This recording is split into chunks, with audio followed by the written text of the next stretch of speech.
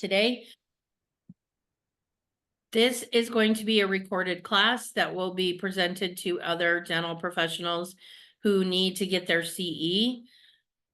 Even though this is being recorded, I would like to conduct this like I conduct any of my classes. If you have any questions, go ahead and leave your microphones open. There's not that many people signed on. We shouldn't have any audio problems. If you have a question, go ahead and interrupt me and ask your questions. I'm going to give you a little background on me for those of you that don't know who I am. I've been a clinical hygienist in Nevada for 25 years, and I love my job. I did go back and get a Bachelor of Science degree because I did want to provide continuing education. Not really a necessary step, but I'm glad I did it for the experience. The education was really great. I did a Bachelor of Science completion program at the College of Southern Nevada, where I went to school. Of course, now the dental hygiene program is a 4-year, so that when you go to school for 4 years, you end up with a 4-year degree, which I think is fantastic. If you're going to take that much school, you should definitely have the degree that matches your education. So I'm a lifetime resident of Nevada. I moved here when I was 5. A long time ago. I really love living here. I don't have any intentions of leaving the state. And my hobbies are, I love to travel and I love to cook. So that's enough about me. We are going to cover the CDC guidelines for infection control that are necessary to renew our licenses and for dental assistants to practice in the state of Nevada. The Southern Nevada Dental Society is paying me to do this class today. I need to let you know that I am not working for free. This is my email address. If you want this particular presentation, you can have it in a PDF format. All you have to do is email me and I will put this in a PDF and email it back to you. So if there's anything in there that you missed, or, taking pictures of slides with your phones, I've found is extremely ineffective. I can never read the slide when it's over and I can't remember what it was in context to. I'm happy to give this entire presentation to you. You just have to email me and ask for it. So the objectives for this course are to discuss the difference between OSHA and CDC. We're going to talk about cross-contamination and how to avoid it. We'll talk about safe implementation and inexpensive practices to protect you, personnel, and your patients. And then we have to go over the Center for Disease Control, Infection Control guidelines. We have to do that. That is what is listed in our Practice Act. We have to follow the CDC's recommendations and guidelines in order to practice dentistry in Nevada. Dentists and hygienists must complete 4 hours of infection control training per renewal cycle. And yes, dental assistants need 4 hours of infection control training as well. And how this works is that the hygienists renew on even years and the dentists renew on odd years. When the dentists renew their license, they will be asked to click a box that says, yes, I trained my staff in infection control procedure according to the Practice Act. So yes, they've had 4 hours of training, as have I. Also, the Board of Dental Examiners would like for your front office to have some infection control training as well.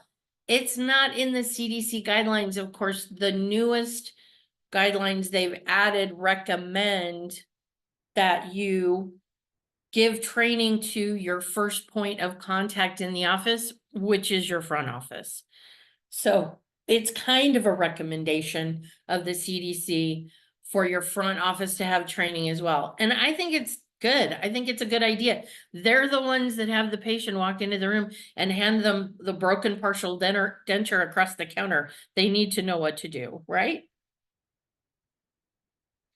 This is the newsletter where they announced that a minimum of 4 hours of continuing education in infection control every 2 years while so employed meaning your assistants have to have that, along with training in radiographs and CPR. Also, they would like you to display all the professional licenses in the office. So not just the doctors, but also the hygienists. And if you have a certified assistant, they can hang their license as well.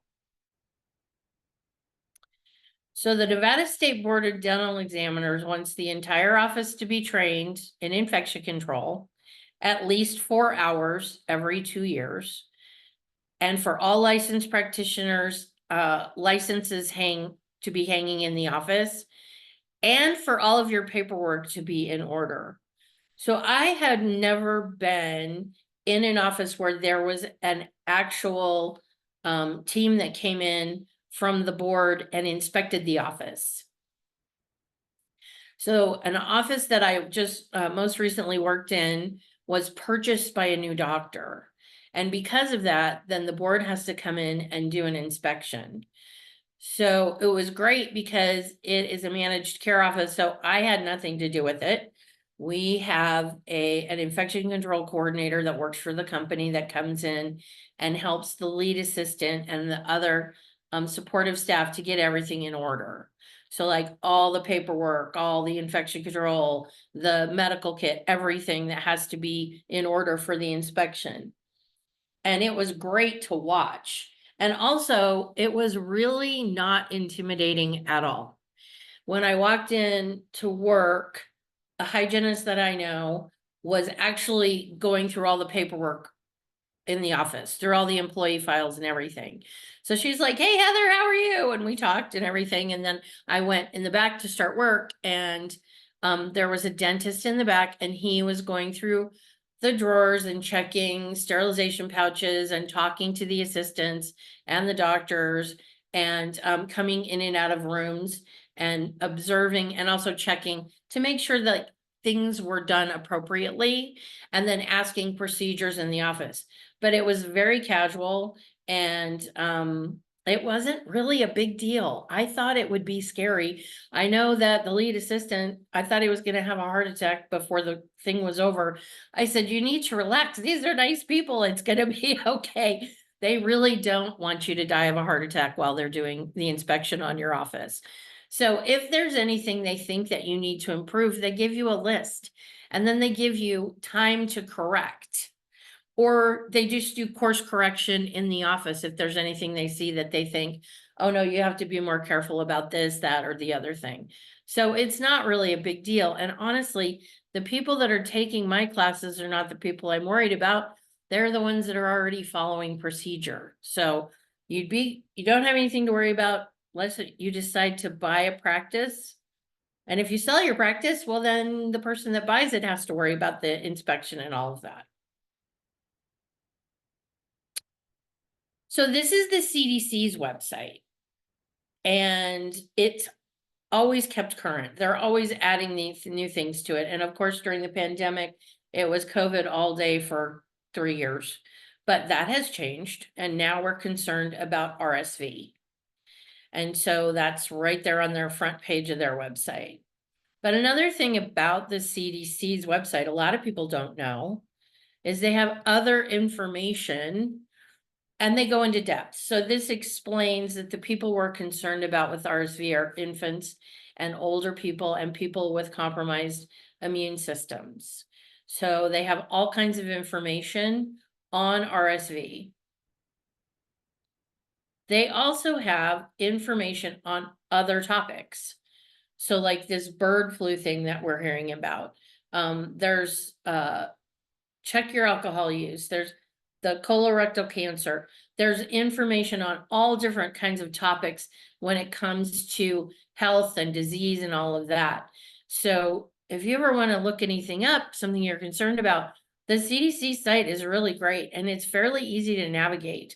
You can go down a black hole. There is a lot of information there, but for current and up-to-date things that are going on in the news, it's a great place to go. They also have outbreaks and news.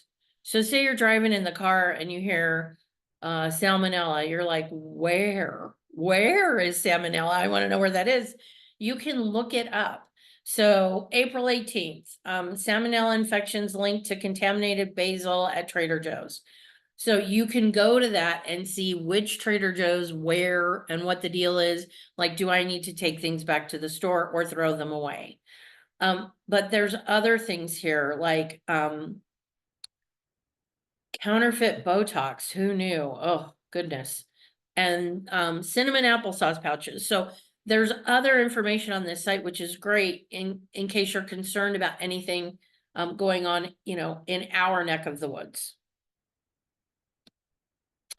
This is OSHA's site, and they are concerned about the safety and welfare of employees and that they're following appropriate procedure to not get hurt at work and to not harm anyone at work.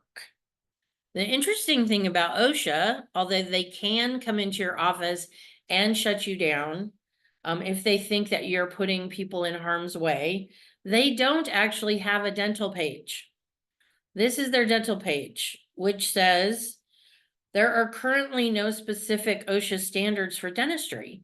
However, exposure to numerous biological, chemical, environmental, physical, and psychological workplace hazards that may apply to dentistry are addressed in specific OSHA standards for general dentistry. Although they have no specific standards, they have general standards. I don't even know why they wasted time on this page. It makes me crazy. I especially like the really old dental instruments there, showing how much they care about us and being up to date, in which we actually use to practice dentistry in this current day and age. However, you will find guidelines in here. If you search, you will find things about dentistry in this website. I don't recommend using it as a resource for your office because it often conflicts with CDC guidelines. So we are required to follow CDC guidelines and get continuing education in CDC, infection control guidelines, in order to practice dentistry in the state of Nevada. OSHA is a completely separate matter. The Board of Dental Examiners does not say you have to take OSHA training to renew your license. The state of Nevada would like you to have an hour of OSHA compliance training once a year. Now, that's super easy. You can go onto the OSHA website, you can cruise through it. There are plenty of free PowerPoints online. You can open one up and just cruise through it and, do a lunch and learn and go, okay, do we know everything about OSHA? Do we know everything we have to do in case there's a problem? OSHA is not going to come into your office unless they get a number of complaints or a complaint that seems serious enough to actually be a viable complaint. And how do I know this? So during COVID, I had a former student from Arizona call me and say, hey, we've already kind of taken care of this, but I thought I'd get your feedback. So they had a disgruntled employee that called OSHA and complained about the office. So OSHA contacted the dentist and said, here's what's happened. We have someone that's complained about your office. Now, it happened to be during COVID, and they were very, very busy during COVID. So they said, we can have someone come to your office and do an inspection. However, we are not completely certain of the validity of this complaint. And so we're going to give you the opportunity to fill out a packet that we'll send you and take pictures of your office to send us. And then if we think we need to, we'll send someone to your office to actually look over everything and determine if there's a problem. So what they did is they received the package, they went through the whole thing, they filled it all out, they took pictures of the office and sent everything in for review. And I never heard back from the doctor again. So that's because nothing happened. I said, if nothing happens, don't call me. If something happens, call me back and tell me what happened. So they're not in business to be worried about cottage dentistry and smaller offices and that kind of thing. Only if there's a complaint do you need to be worried about OSHA. Now, OSHA can and does regulate workers and employers, so they do have the authority and the power to come into your office and say, okay, this is a problem and we need to fix some things or stop practicing dentistry until we fix these things. However, you just don't hear of it. It just doesn't happen often.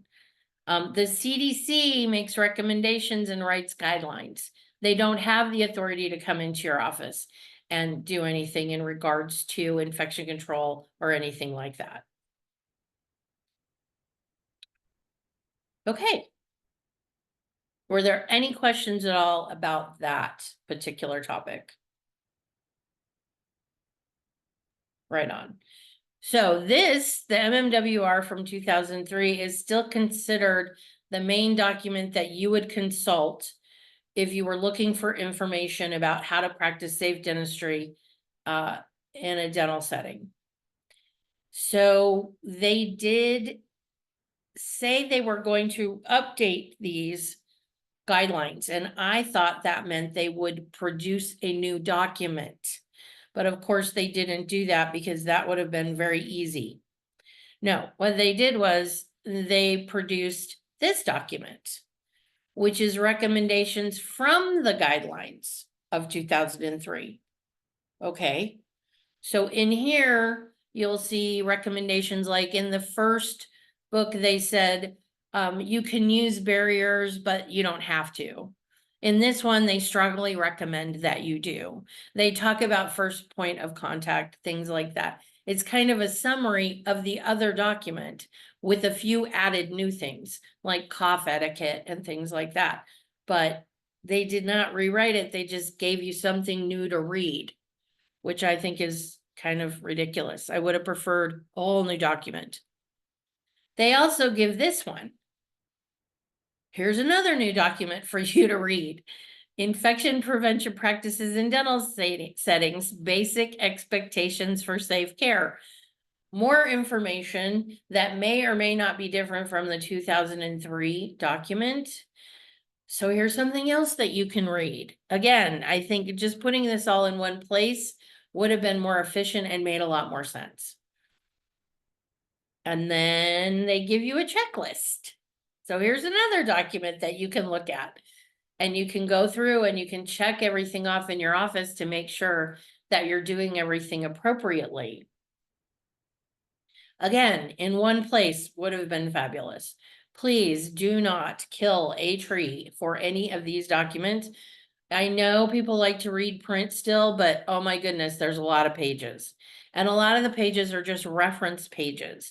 So don't print anything. You can read these on the CDC website. They're very easy to get to, not an issue to find them whatsoever at all.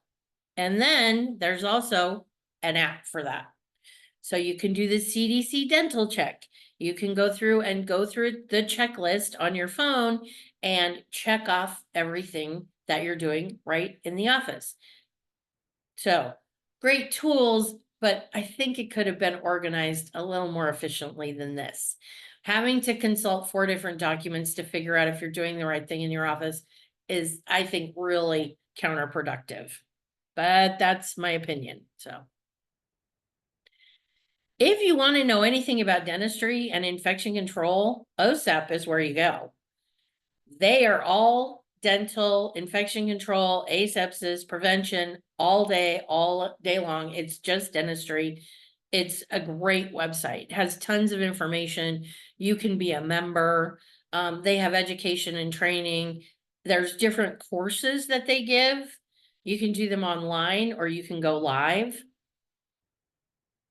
So they just had their annual conference in Tucson, and I would have gone, but I was on vacation. Ugh. However, you can take it on demand. So it's not considered taking a live course, but you know, half of our credits can be online, non-live courses. So something to think about if you really want to take some great classes, this is a great place to go. This is the board, the dental board's website, which they recently updated. The only complaint I have about this is they took off the tab at the bottom of this first page where you can look up infection control. There used to be a tab at the bottom. I can't find the tab anywhere. I did look for a while and finally I gave up and I just went to the search engine and I searched infection control and it took me to this page. So it's still in there. I'm not sure where the tab is located. But if you search infection control, it will take you here. And then every single document you might need to look at for infection control has got a link right here. And so you can go to any of those. And then you can also look up the statutes if you have any questions about those. And there are links that take you directly to those places. So this is a good place to look things up. You just have to search for infection control if you want to get there, because it's no longer, there's no longer a tab for it. So that's the only complaint I have about that.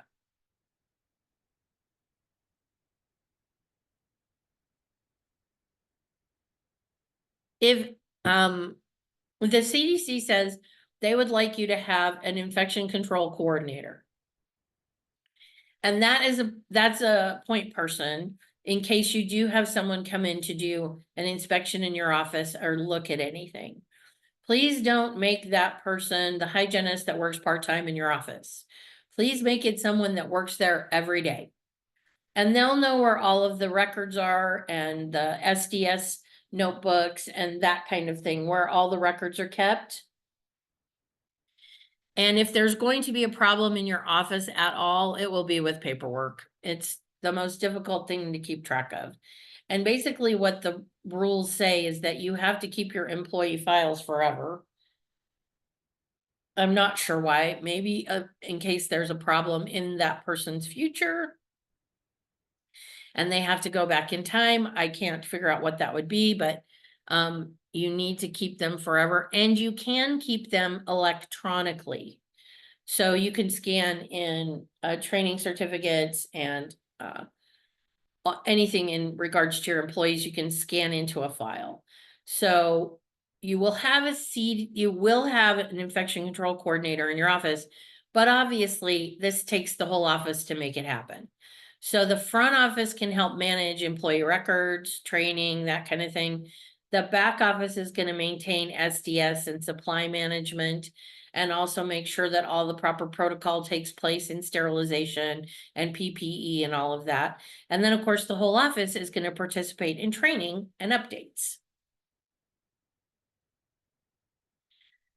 So you need to have your employee files, you need your safety and data sheet notebook. That can also be done electronically. So this is what I recommend. You set up a file on the computer, safety data sheet, and then you put a file A through Z, A, B, C, D, E, F, G, because everything is alphabetical. You go to your suppliers that you get your supplies from for the office, and you can print to PDF your safety and data sheets. So when you hit the print button, you can select the PDF option and you can put that in, you can save it in the file it belongs to, depending on what that particular supply starts with, what letter it starts with. You can file all of those PDFs and files on the computer. It doesn't have to be a big bulky notebook. Another thing is, if you have that particular product in your office, you have to have a safety data sheet for the product, whether you're using it or not. If it's no longer in the office, you can get rid of the safety data sheet. If it's in the office, you have to have it, whether you're using it or not. You also need to have a prevention strategies and infection control policy and procedure manual that your employees will read and understand when they are hired. Also, occasionally updating or going through things yearly is always a great idea, just to brush up on people's knowledge and all of that. And then That manual is gonna cover the two most important things: definitions of exposure risks and how you manage work-related injury. So you need to have a protocol in place in case someone gets hurt in the office and what you're going to do. And then, of course, you're going to want to keep annual training certificates for any training the office does together. And then for hygienists, I always recommend that you give your employee a copy of your license renewal when they send it to you. Any questions on paperwork? No. Is everyone asleep? Probably. Okay. So occupational blood exposure. So when someone gets sick, hurt in the office, you need to take care of that person right away. And then you can worry about the paperwork after. So you want to make sure that you get them help, whatever that requires. If it's a needle stick from a dirty needle and you know who the patient is, the doctor's responsibility is to ask the patient to have blood work done to make sure that they're okay. And patients are great and will, comply with this. Often they will say no problem. And you need to get your employee to the hospital or clinic to have blood work, possibly follow-up treatment, whatever they decide has to happen. If they've cut themselves, they may have to have stitches, that kind of thing. So you need to know where you're going to send your employees if they get hurt. And then when that is all done and that's taken care of, that's when you fill out the paperwork. And you're going to want the date and time and the details and what happened. And then you're going to want stuff on the patient as well. History of disease. Was there blood exposure, post-exposure treatment and follow-up for both. So it's complicated. That's why I'm always kind of like, everybody slow down. Everybody slow down and be aware of your surroundings. This office I work in currently, narrow hallways for some reason. I don't know what they were thinking. It feels like the hallways are narrow. So I transport my trays with a lid on them, locked it down onto a tray, but I also pay attention to my surroundings because someone can come around the corner quickly that's in a hurry and bang, we're on the floor. So, I know how busy it is in the dental office. I've practiced hygiene for 25 years. There are some days that go by in a blur and it's rush, rush, rush, rush, rush, but take a minute to slow down. It's not going to be a dire emergency. If you slow down a little bit, be aware of your surroundings, and, it will help prevent somebody getting hurt. So this is a fantastic website. It explains what to do for post-exposure prophylaxis. You can call them and speak to somebody in person. And also, you can talk to someone online and you can just navigate this yourself. So it's up to you how you want to approach this. They have right there on the front, they tell you what the hours are.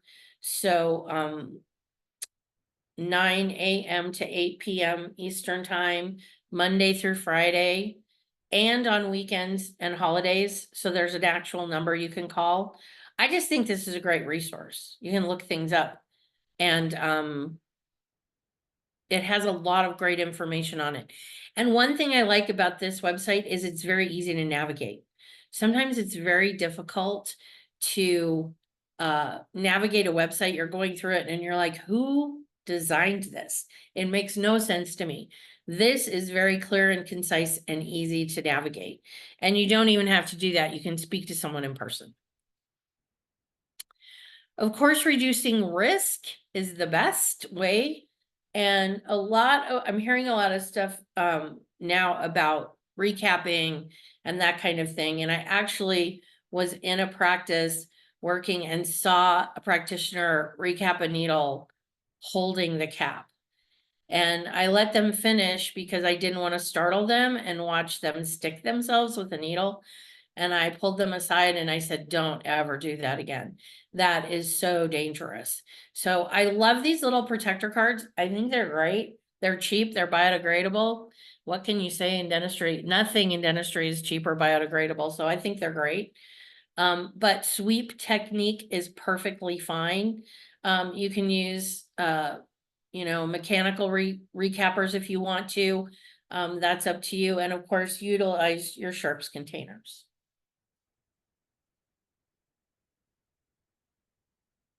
So best practice for sharps disposal is having your sharps at point of use. So where you're actually,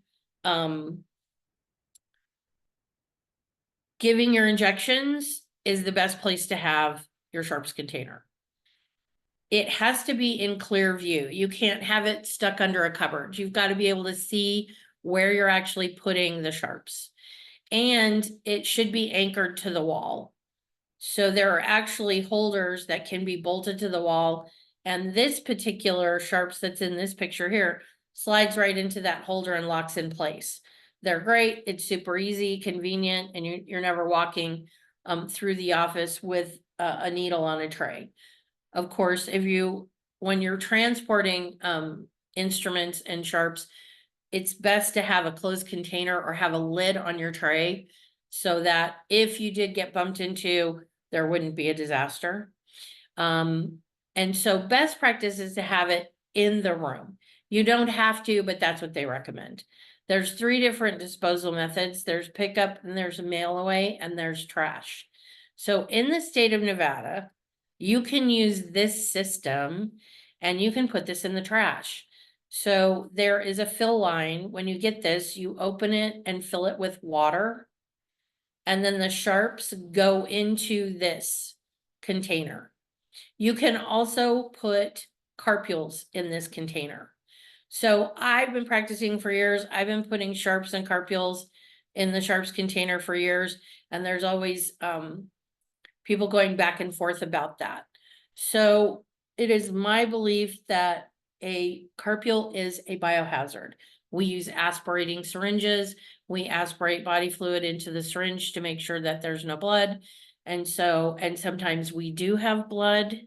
So I believe that they should either go in the sharps container or in a biologic hazard container if you want to have that in your office as well. That's up to you. Some people do throw them in the trash. I don't like that practice, but that is up to you in your office. When this system is full, when the sharps have reached the fill line, there's a catalyst that you pour into the container and it hardens into a solid that can go into the trash. You put the lid back on it and it goes back into the trash. So how do we avoid cross-contamination? So don't interrupt treatment. That's the first thing. Don't touch anything that's not essential for treatment. Avoid touching unprotected surfaces and equipment, including the patient's record. Now, that sounds obsolete, but there are still offices around town that are still using charts, paper charts. So I haven't taken it off this slide as of yet.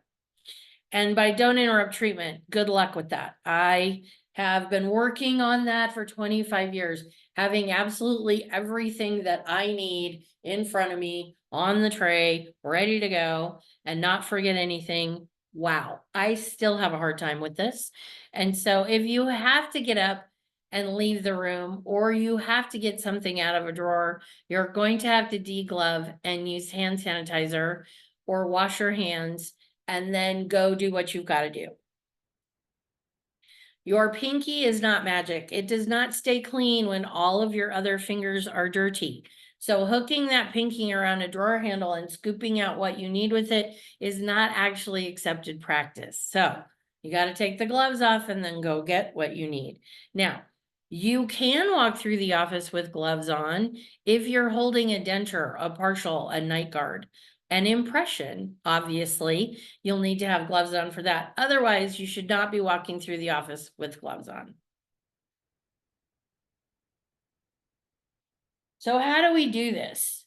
So working in the office I'm in now is rather large, and there's a lot of practitioners and assistants, and sometimes they take care of tray setup for us.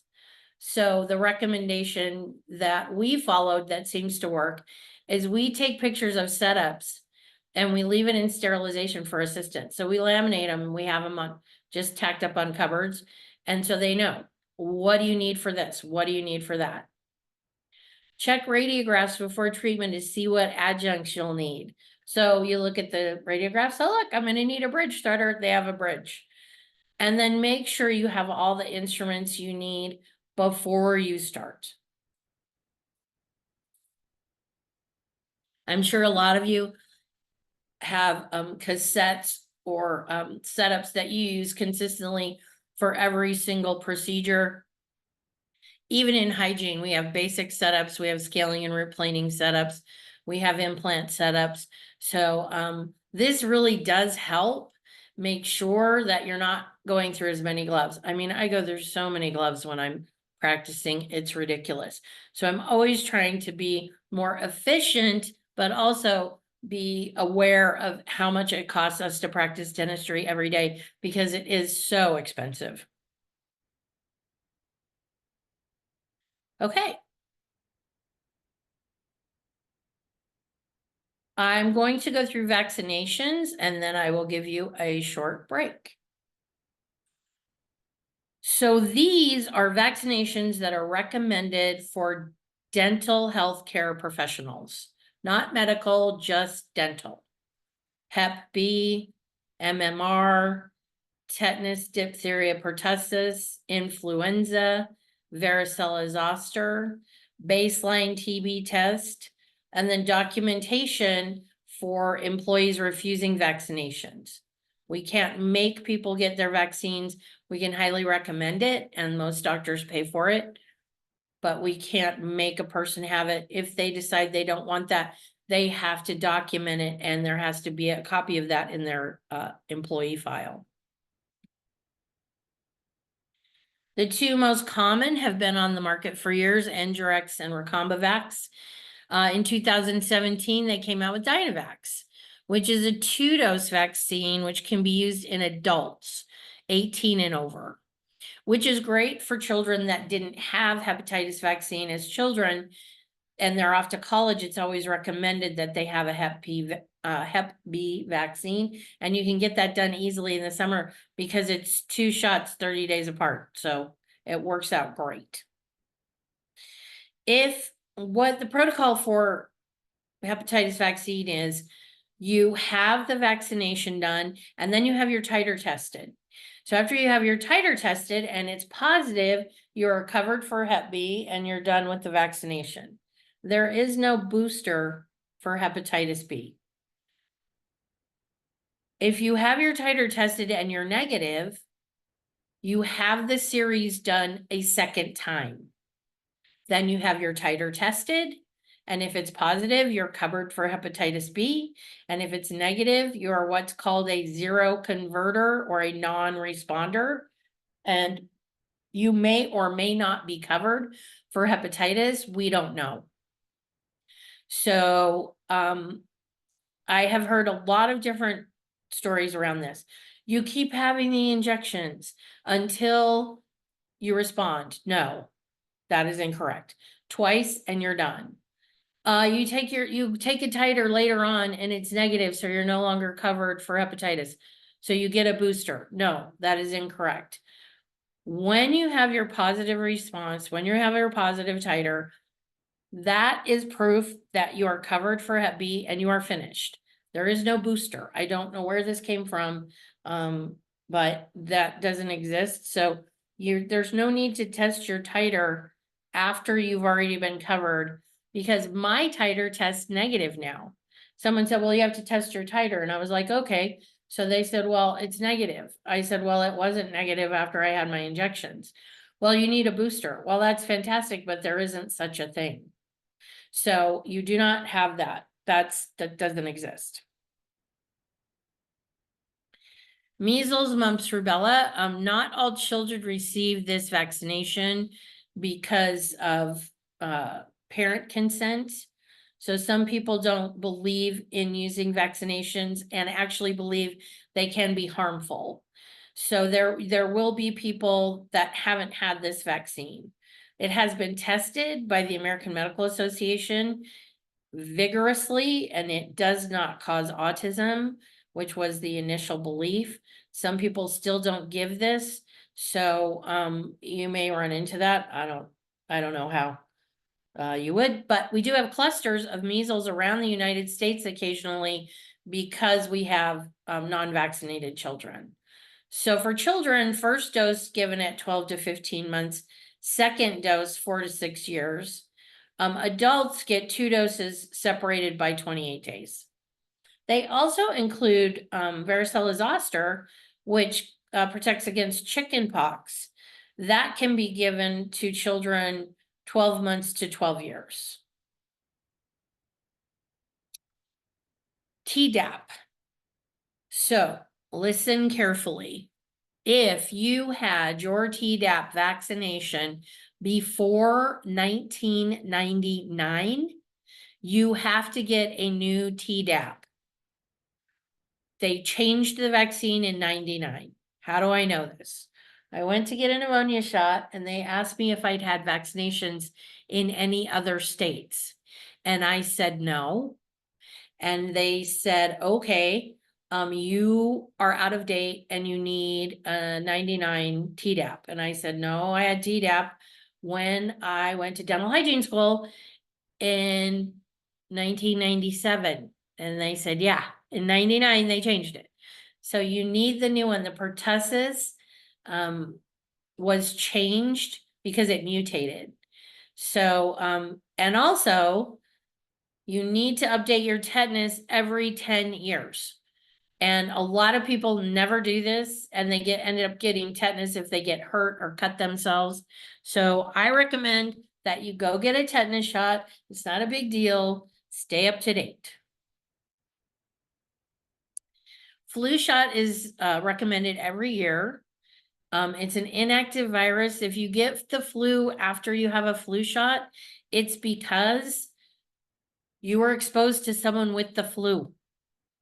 So you get it once a year. I know that it's not always super effective, but it is recommended for us.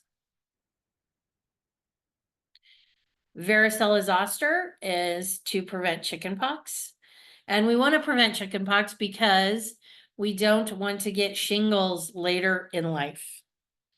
So if you have not had chickenpox, and you haven't had the varicella zoster vaccine, or if you don't have an up-to-date blood test that shows you're immune to varicella zoster, you get 2 doses of the vaccine 4 weeks apart. So surprisingly, there are adults out there that never had chickenpox, and so they do recommend this for adults because you do not want to be an adult and get the chickenpox. Whoa, very ill. You'll be very ill. So I get a lot of questions about TB. So testing for healthcare workers in a low risk setting, you have a baseline TB test, screening upon hire, and that can be the TST or a BAM test, or you can have a blood test. And then vaccinated healthcare workers get chest x-rays. So there are people from South America that have had TB vaccination. So you cannot do a BAM test on them because they will have a positive reaction because they have been vaccinated for TB. So it's dangerous to do that. So they will have a chest x-ray because if you take a blood test, they'll also show positive for tuberculosis because they've had a vaccination. So what is a low risk tuberculosis setting? A low risk setting is a setting where they have tested less than 15, no, sorry, I'm saying it the wrong way. Let me try that again.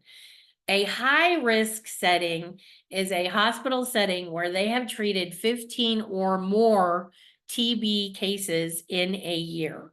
That's considered high risk. we don't even qualify as a low risk, because people that have active TB are very sick. They don't come to the dental office, they go to the hospital. So it's extremely rare that you would ever see anyone that has TB. It just doesn't happen because they're too ill. They'll be in a hospital setting, not in a dental office. Okay. I would like to take this opportunity to give you a little break, but also to check back in with my hosts. I wanted to see, I haven't had any questions from you, so I was a little bit concerned that you are not able to ask me questions. Oh dear. So, can you hear me okay? I can hear you. Yeah, We can hear you. We can Okay. hear you. I've been taking screenshots of what you've been putting on screen. Right, even though I send you the presentation in entirety? Yes, but I'm only taking certain things out of it. Right? Gotcha. Okay, so I'm covering everything so well that you don't have any questions. Stories, does anybody have a good story? You know, it's very difficult to make this class last for 4 hours because covering CDC guidelines takes about 2 hours. I add stuff in to make more time, so. Before we take our break, I could give you a story. So throughout giving this class for the last, I guess it's been 20 years now, somebody reminded me the other day. I have heard a lot of different stories about dental offices. So of course, that doesn't mean any of us. This is somebody else. But I did have a dental hygienist come up to me on a break in one of my classes and tell me that this office that he worked in, the dentist, if they hadn't used all the anesthetic in the carpule, they would tape it into the patient's chart so that they could use it at their next visit. So there's That's awesome. That's a way to That's- save money right there. right there, just millions of dollars saved every year for, oh my That's goodness. so bad. Oh, it's just gross. It's just. Okay, so would you like to take a break then? No, Nope. I'm good. I can keep going. You're good. We could keep going. Okay, we'll keep going. All right, I know, it's like, let's just get this over with. We have to do this every year. So by the way, the CDC recommends that we have 1 hour of infection control training a year. So the Board of Dental Examiners is the ones that made us do 2 a year. And you can take your credits any way you want. So I actually have to take this class myself so that I can renew my license. So a lot of times I will find courses maybe an hour long or 2 hours long. And so I'll take them in all different intervals, just depending on what I find. Like Daryl Molinari did a water line maintenance CE that was really interesting, and that was an hour. So you don't have to take all 4 at once. You can take it 2 and 2. I do go to private offices and teach 2-hour classes. I rarely teach 4 hours in a private office. I usually just go to the office every year and do the 2 hours and everybody's covered. And it's much less painful than a 4-hour class. So just to let you know that. So, maybe we could petition the board and see if they would drop the requirement. That might be nice.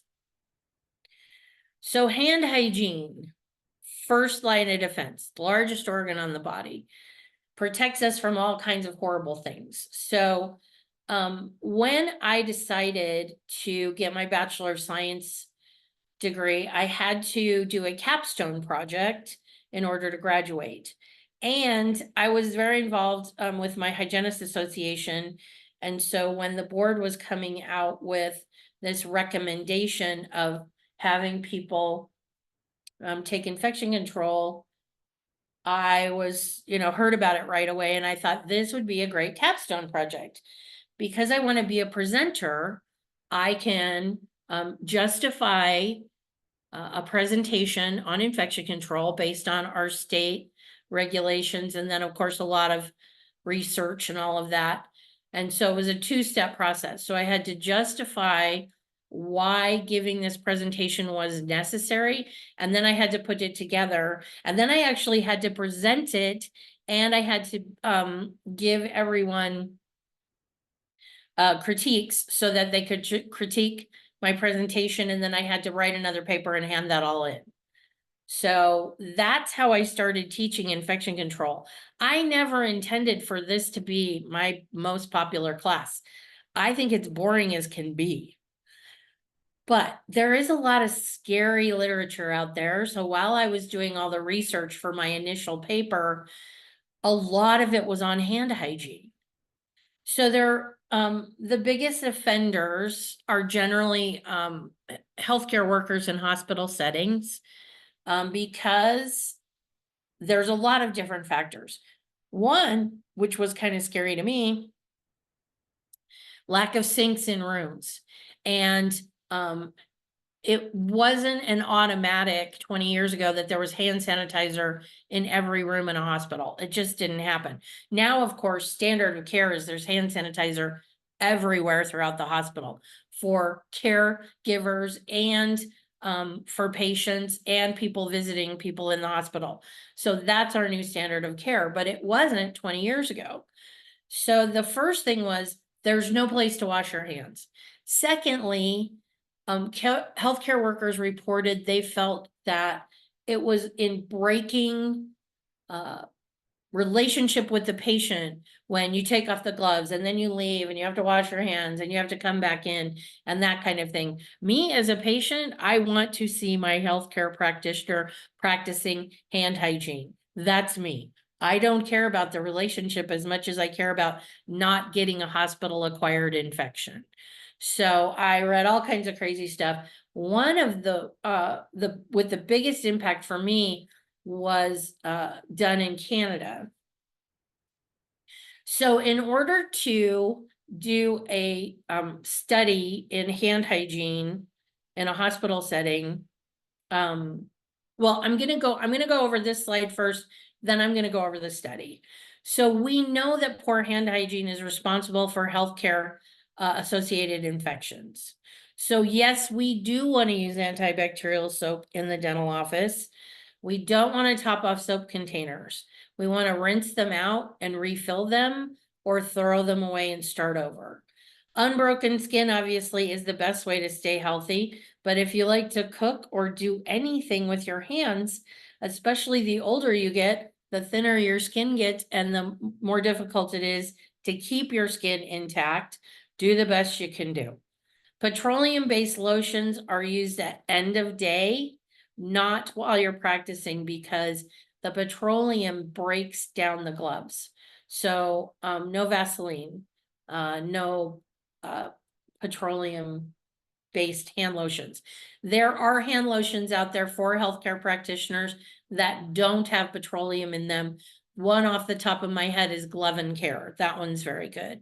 There's another one called Liquid Glove, which helps protect your hands against using the gloves. So that one's very good as well. Short nails, because that's the easiest to keep clean. And you don't want to wear jewelry with your gloves. You can tear it. You can lose stones. I've heard all kinds of stories about people losing engagement ring stones and that kind of thing.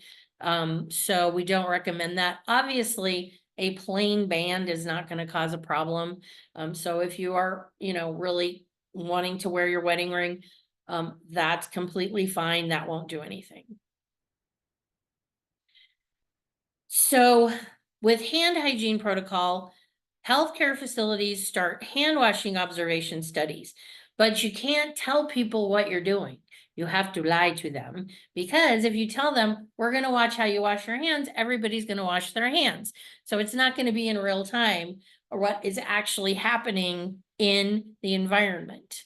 So they tell everybody they're observing something else, and they go and observe, but they're really watching for hand washing.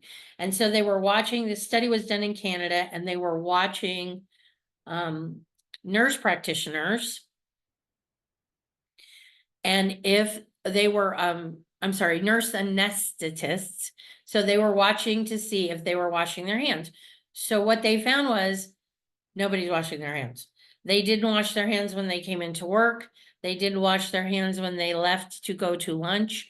They didn't wash their hands when they came back from lunch. They didn't wash hands in between patients, which is astonishing to me because you're handling sharps. So I guess they figured if they put gloves on, that was good enough.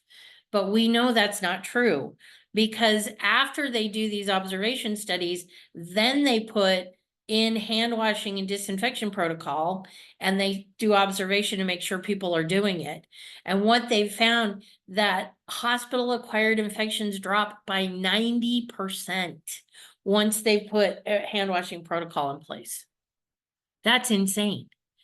So when I first heard staph infection, I thought it's an infection you get from the staph. So now I was in my teens, so cut me a little slack. I didn't realize it was Staphylococcus aureus, but you do get it from the staph, so it's kind of true. Just saying. So anyway, hand washing is amazing. And think about during COVID, my favorite thing was when you're at the grocery store and they said, please be patient while we clean our stations. And they would wipe everything down. And they had barriers on the keypads for the credit card machines, and it was fantastic because I really think the grocery store is probably the dirtiest place on earth. Really. I mean, everybody goes there and they go there if they're sick or well, or it doesn't matter. And, you know, for years, there wasn't such a thing as, you know, a wipe to wipe down the cart. And I always wipe down the cart because this is why. Have you ever seen anybody driving in their car and picking their nose? The answer is yes. Where do you think they're going? Something to think about. They're going to the grocery store. Wipe down those cart handles. Okay, PPE. Well, we've had our fill of this, I know. But it is an everyday thing, and we have to be up to date and using it appropriately, and we have to know about it. So this is everything that we're supposed to wear when we're practicing. Masks, gloves, protective eyewear. You should cover your forearms, so you should have a jacket on. And you remove that before you leave work. And you should be wearing this while you're cleaning your operatories as well. And this is why. Because we're using really strong disinfectants. And of course, we're kind of getting away from the spray wipe technique. We're more doing the wipe technique, but still that Cavicide is toxic. It's strong, especially the 1 minute. Holy cow, you can't even breathe when you use it. So you should be wearing a mask while you're cleaning your operatories as well, and when you're processing instruments. We use procedure masks because we're performing procedures. And this is, it's to prevent our bacteria from getting on the patient and the patient's bacteria from getting on us.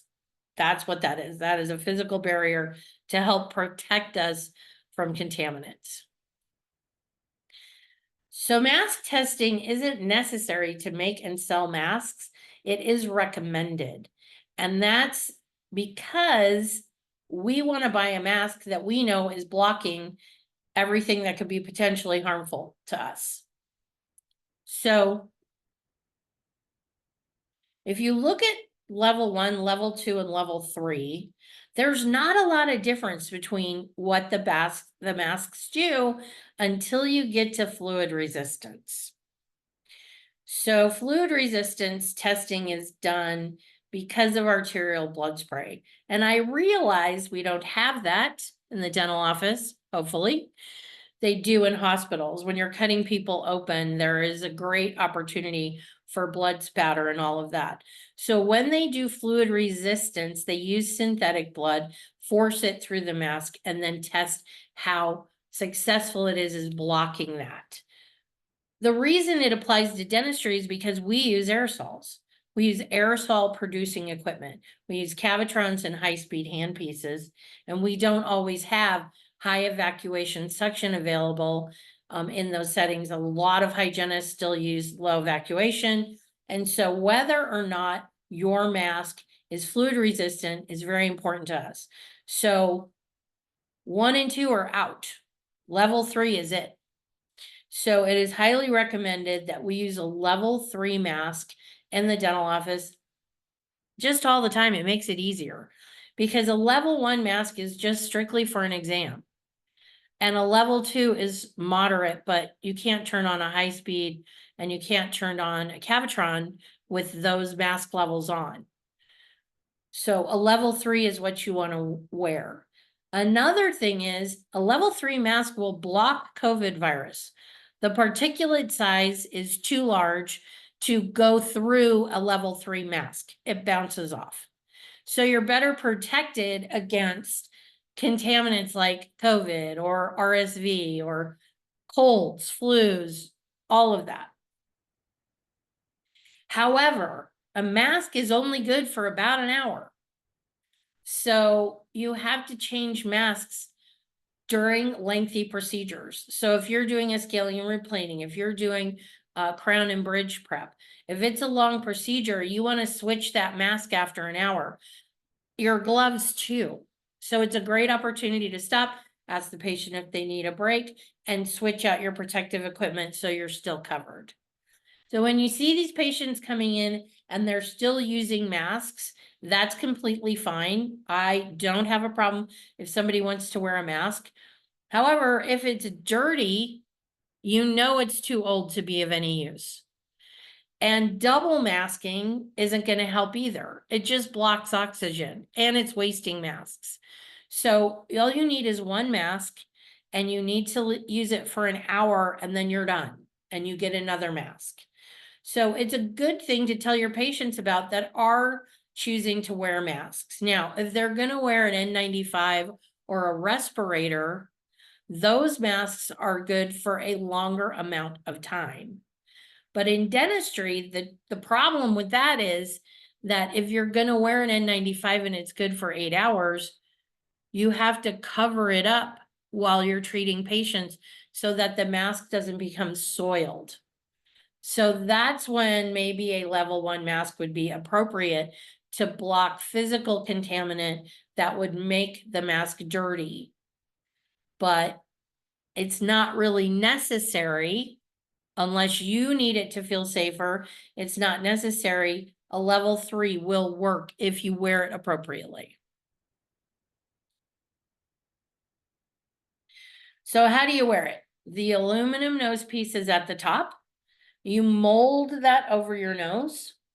The white or smoothest side is on the inside against your skin. The color faces out. If you have a white mask and you don't know which is the outside, the straps that go over your ears are connected to the outside of the mask. So that's the outside. The straps are attached on the outside. The pleats fall downward away from the nose. That's called a waterfall pleat. If there's metal in the bottom part of the mask, you can pinch that closed. You do not twist the ear loops because that causes gapping on the sides of the face. And so then it's not working efficiently. If you're a very tiny person and masks are a little large on you, you can put a slip knot in the ear loop to make it smaller and then put the ear loop on.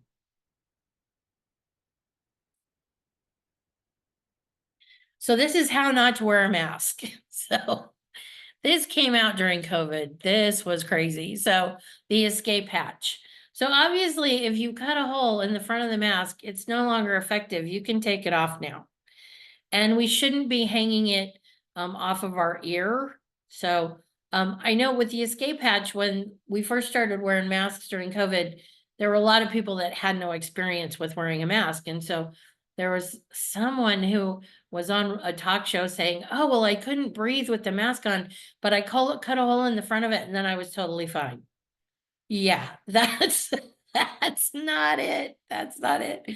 And a friend of mine who is no longer with us, Peggy Chesser, great hygienist, she got home from work one day and her husband looked at her and said, "Do you have a rough day?" And she's like, "Yeah, how'd you know?" He goes, "You have a mask hanging from your ear." And she goes, "Well, that's fantastic. I just went to Target and the grocery store." So, the sniffer, if your mask is under your nose, it's not doing any good. It has to be over your nose to block contaminants from going in your nose. And if it's riding in between the nose and the mouth, it's obviously not doing any good. I don't understand the nose plug. I actually remember working in a dental practice where a patient came in and was wearing a mask that just covered the nose because she had to have dental treatment done. Okay, but you're gonna have to open your mouth for dental treatment, so now what do we do? Right? So, like, I don't get people's logic. Okay, and then the neck beard. So please don't pull your mask under your chin because you're dragging all the contaminants on the front of the mask under your chin, and you don't want to do that. So when you're finished, take it off and throw it away. That's it. Before I move on to gloves, I just want to go over this just happened yesterday. So I'm in a managed care office, so they send in the infection control coordinator comes through the office every year and just does an on-site inspection and goes through a huge checklist and make sure that you're doing everything the right way. And so there was something in there about setting up a cough etiquette station in the waiting area. And so they're talking about it and I'm standing there listening to the conversation and I go, why? Why? And so you're supposed to have hand sanitizer and tissues and masks. So in case somebody has a cough. So remember when I showed you all of those documents at the front of the class where I said there's recommendations for, that are newer recommendations from the 2003 document. They're giving us new ideas. One of them is putting a sign up in your office that says, "Please ask for a mask if you're sick." Okay, so if you're at the doctor's office because you're sick and you have to go to the doctor because you're sick, you can ask for a mask so that you don't contaminate people around you. There should also be an area in the doctor's office where the sick people can sit so they're not making the well people sick. This all makes perfect sense in my mind in a medical office, but we're talking about dental. So if you're sick and you're sitting in the waiting area with a mask on, away from the healthy people, that's all well and good. But what's going to happen when I have to take you in the back? You're going to have to take the mask off. So it doesn't even apply in a dental office at all. The only time it applies in my mind is this. I have the sniffles and I need to take my sister to a doctor's appointment because she doesn't drive. So I'm not sick enough for her to cancel the appointment. It's an important appointment, but I'm going to put on a mask and I'm going to drop her off at her appointment and I'm going to leave the office and probably go sit in my car until she texts me and says, "I'm ready to go now." And then I'll pick her up. If you have an older, parent or someone that you take care of or a child where you have to stay with them, sure, put on a mask and then, sit, kind of off from other people so you don't give them your cold. But if you're really ill, you need to change the appointment. And if the person in the dental office is ill, they can't be seen because there's no way we can prevent spreading their bacteria all over the whole office and making everybody sick. There's just not going to happen. So it's not appropriate for a dental office. Now, like I said, if somebody's bringing someone in, they have the sniffles, give them a mask. That's great. But otherwise, reschedule. Okay. Gloves. So they need to be the appropriate size, obviously. And if the drier your hands are, the easier it is to get them on. And you're going to need to perform hand hygiene when you remove them. and you need to use utility gloves for processing instruments. So why the appropriate size? As you start to pull a glove on, it starts to tear. Little micro tears in the glove start to happen as you're pulling the glove on. If it's really tight, it's going to tear more and possibly break. We've all had that happen when we're pulling on a glove where it tears or comes apart. Also, it's not good for your hands as a practitioner to wear a glove that is too tight. It's cutting off circulation, it's pushing on tendons and bones. You will have problems with your hands later in life if you're wearing your gloves too tight. With utility gloves, we've gone round and round, 20 years of this about utility gloves. It is very difficult to keep a utility glove clean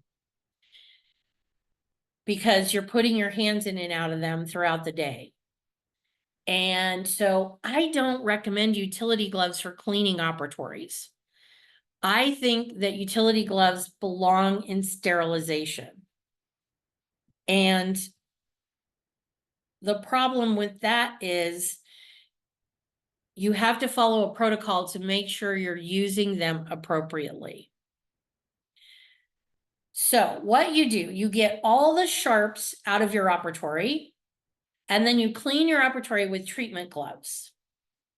You process your instruments with utility gloves. Now, anybody that's processing instruments has got to have utility gloves.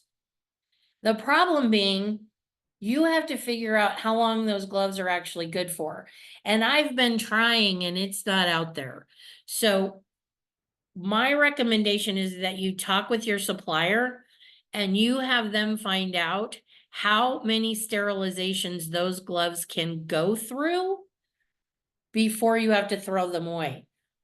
So Hugh Freedy makes a beautiful utility glove, and theirs is only good for 5 sterilizations. So basically a week. And so somebody in a class asked me, well, do you have to sterilize all the utility gloves every day? And we always did when I was in hygiene school, but we also wore those utility gloves until they tore or got a hole in them, and then we broke out a new pair. So that's not really protocol. You have to find out how many sterilizations they can take. Now, if you're comfortable with just processing the gloves at the end of the week, you could do that. But of course, if they get wet inside, they could have a hole in them. So now they need to be thrown away. So this is what I've decided after many conversations with friends who are also hygienists and thinking about it myself. So everyone has their own size glove, right? So I wear a large glove. I have very big hands. So I would take my gloves out, I put my name on them, and I put the date I took them out of the package, because everybody's going to be unbagging their gloves at different dates.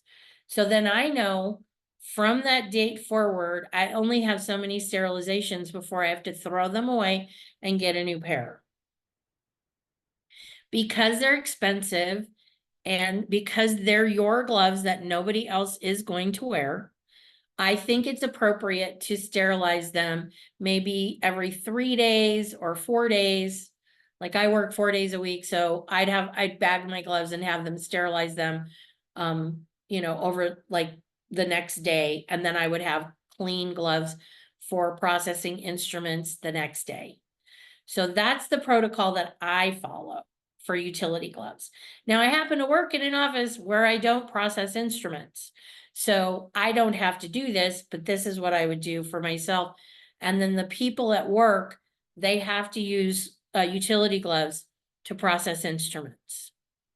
So is that pretty clear? Depending on the gloves that you buy, there should be an instruction sheet that comes with them that will tell you how many times they can be sterilized. If they don't have that information on them, then we need to go to manufacturers and ask them to provide that information. It should be standard in when people are buying utility gloves for processing instruments. Okay. So the reason I put the latex allergy slide back in my presentation is because there have been people having Nitrile allergies. Also, during COVID, it was difficult to get gloves. And so some nitrile only offices had to go back to latex for a minute. And then there are still some practitioners who prefer latex gloves and still wear them. So the first reaction anybody's going to have to latex is going to be contact dermatitis. The type 1 hypersensitivity is extremely rare. You probably will never see it in your office. It's just really rare. But anybody that's ever had contact dermatitis on their face from a latex glove, for instance, me, will tell you, don't touch me with latex. It takes a month for it to go away. It looks like pustules and then turns into blisters and then is this dry flaking stuff. And it literally takes a month to go away. It is so annoying. So that's why patients are so crazy when they say, I'm allergic. And you're like, we know, we're not going to touch you. But that's why, because it's such a pain in the neck and it takes forever to clear up. And people run away from you and scream because you look like you have leprosy. So now we're having problems with nitrile gloves, mostly with practitioners, because this is time sensitive. It takes longer to have a reaction from a nitrile glove. Well, nitrile allergy is really rare, but the accelerator chemicals in the dyes could be what's causing the issue. So I also have nitrile allergy, but the problem with me is they sometimes put rubber in nitrile gloves, and I'm allergic to rubber. And so I can't wear nitrile either. So the symptoms are going to be really similar. As with latex, there's going to be your hands turn red, you get a stuffy nose, your hands may swell. I get an itchiness on the back of my hands that is just maddening. You might have watery eyes or facial swelling. So we did have a patient that we used nitrile gloves on have facial swelling after scaling and root planing. And we could find no other trauma in the mouth that could account for it. And so we think it was nitrile allergy, super rare. But it's happening more and more with practitioners. And like I said, it might not be nitrile, it might be the dyes or the accelerator chemicals that are in the gloves that are causing the problem. So I'm stuck wearing vinyl for life. I did wear chloroprene for a long time and I had no issues with this glove at all. I love this glove. It's more durable and it fits better than nitrile. It's less porous. So you're not going to have leakage. And if you're when you're cleaning your room, you're not going to have exposure to the cavicide or anything because they're more durable. They have a better fit. But I'm now allergic to this glove as well. So unfortunately, vinyl for me forever, and I hate them. Everybody gets protective eyewear. We do, and they do. So even in oral surgery, I was in an oral surgeon's office. I said, so you're using safety glasses, right? And they all looked at me funny. They go, they're asleep. Yeah, but their eyes aren't sealed shut. You could still get something in their eyes. So everybody gets safety glasses. And this is my favorite. On Amazon, they sell these safety glasses in clear or sunglass, and it's about $15 for a dozen. And they're great. We clean them with Cavicide, and then you can either rinse them off or you can use, I use Zeiss wipes to clean off the disinfectant. I also use Zeiss wipes to clean my loops because they are acrylic and not glass. I used to use just rubbing alcohol on a 2x2, but it doesn't work on the acrylic glasses. So I use a Zeiss wipe, which does have alcohol on it. So it does kill bacteria. Some people I know use a disinfectant and then rinse their loops off, but I'm concerned about that breaking down my loops. And also, it eventually will break down these glasses, but you know, they're cheap. So when the arm comes off, you throw it away and get out a new pair. And also they're so cheap, if your patients like it and they want to take them with them, they can. The only unfortunate thing is the kids size. So we do buy kid size glasses as well, and I can't find them in the sunglasses. Okay. Gowns. The only problem with gowns is that they're gowns. They are warm and I don't like to wear them. And so when COVID happened, I just went and bought lab jackets because they were easy to find and they're not too expensive, and I just do my own laundry. So whatever you want to wear that you're comfortable with is up to you. There's quite a few people out there that really don't like to wear gowns, and so I am not here to enforce the law. It's a recommendation. But I gotta tell you, in the summertime, it's almost impossible. The office that I was working in, the office I've been working in the last 2 years, there are 2 male assistants that are hot all the time. And so the air conditioning is on Arctic level all the time. It's the only office I've ever worked in where I don't sweat all day long. It's fantastic. However, we do have an abundance of blankets because the patients are freezing. So there's that. So the rule is standard precautions. Let's just always follow standard precautions. You use your hand hygiene when you're taking your gloves off and on. You get rid of all your disposables. You disinfect your reusable PPE, your loops and visors, whatever you're using. Clean the room within an inch of its life. Consider full chair sleeves and radiology tube head coverage. I personally hate tube head covers. I kind of like the full chair sleeves, although it does put a lot of stuff in the landfill, but the tube head coverage, it is such a pain in the neck to put those on and off. Ugh, I hate them. And then you need to know if people are sick. So I think the best rule you can have in your office is if you're gonna come to work sick, you have to wear a mask all day long.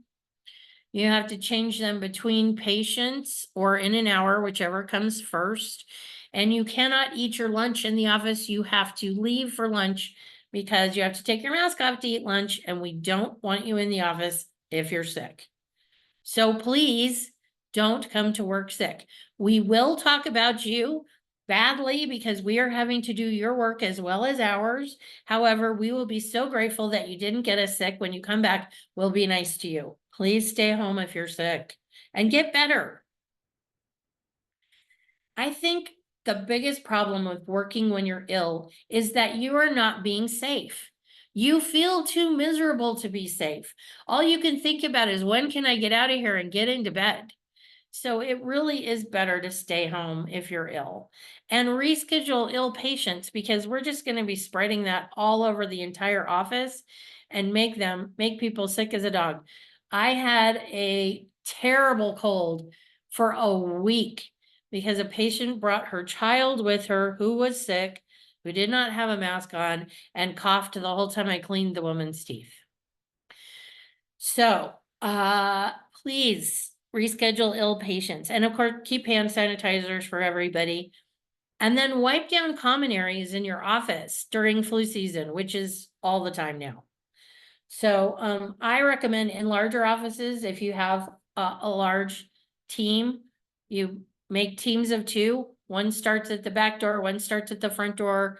You wipe down door handles and chair arms and tables and the front desk where people check in. You wipe that counter down. You wipe down phones and TV remotes and the kitchen area especially. So the microwave, the faucets, the employee bathrooms, not just the bathrooms for the patients, but the employee bathrooms. Don't forget the refrigerator. So you come into work, you put your fridge in the lunch in the fridge, and you wash your hands and you see patients, and then you wash your hands and you take your lunch out of the refrigerator. Do you wash your hands then? No, because it's neurotic. Nobody does that. So I am absolutely certain I ended up with pneumonia because of the refrigerator handle at work. One person came to work sick. We all got it. I was fortunate enough to develop bronchitis and ended up in the hospital. So please wipe down those common areas, and you will be amazed at how nobody gets sick. It's fantastic. It'll make everyone a lot happier. Any questions? Not so far.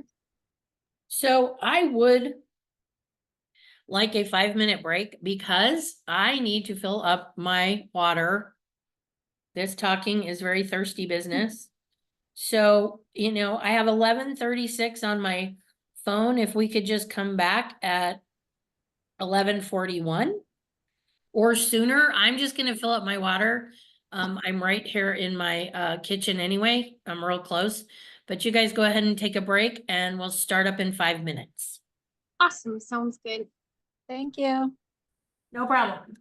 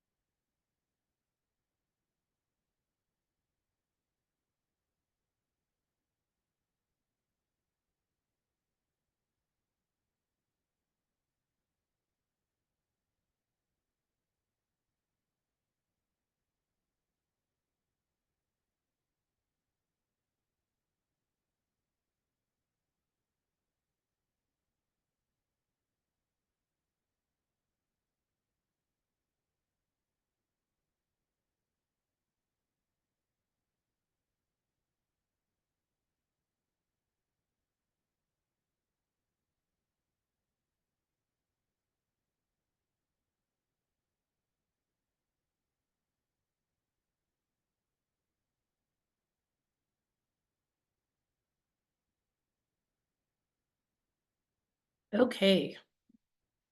Let's get started. This is my favorite part. We're ready.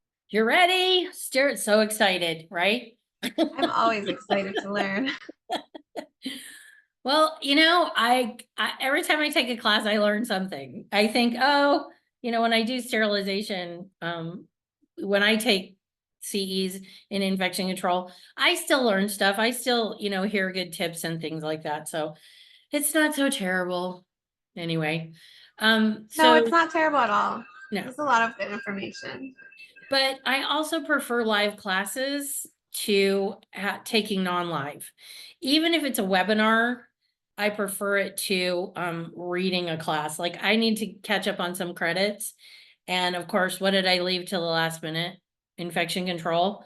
So they're going to be dry. I know that, but there's always something out there and I learn something every time. So We anyway, appreciate your information. sorry. I said, we appreciate all your information. Oh, thank you. I do look stuff up a lot. I never thought I'd like research because it was so terrible in school when you had to write papers. It was like, ugh. But when I'm working on a topic, it gets to be really fun. I have a new course on sugar that has been a blast to research because it's just so amazing how much sugar's in everything and also how acidic all of our beverages are. That was a big wake up for me. I love Fresca, right? There's no guilt. There's no calories. It's carbonated flavored water.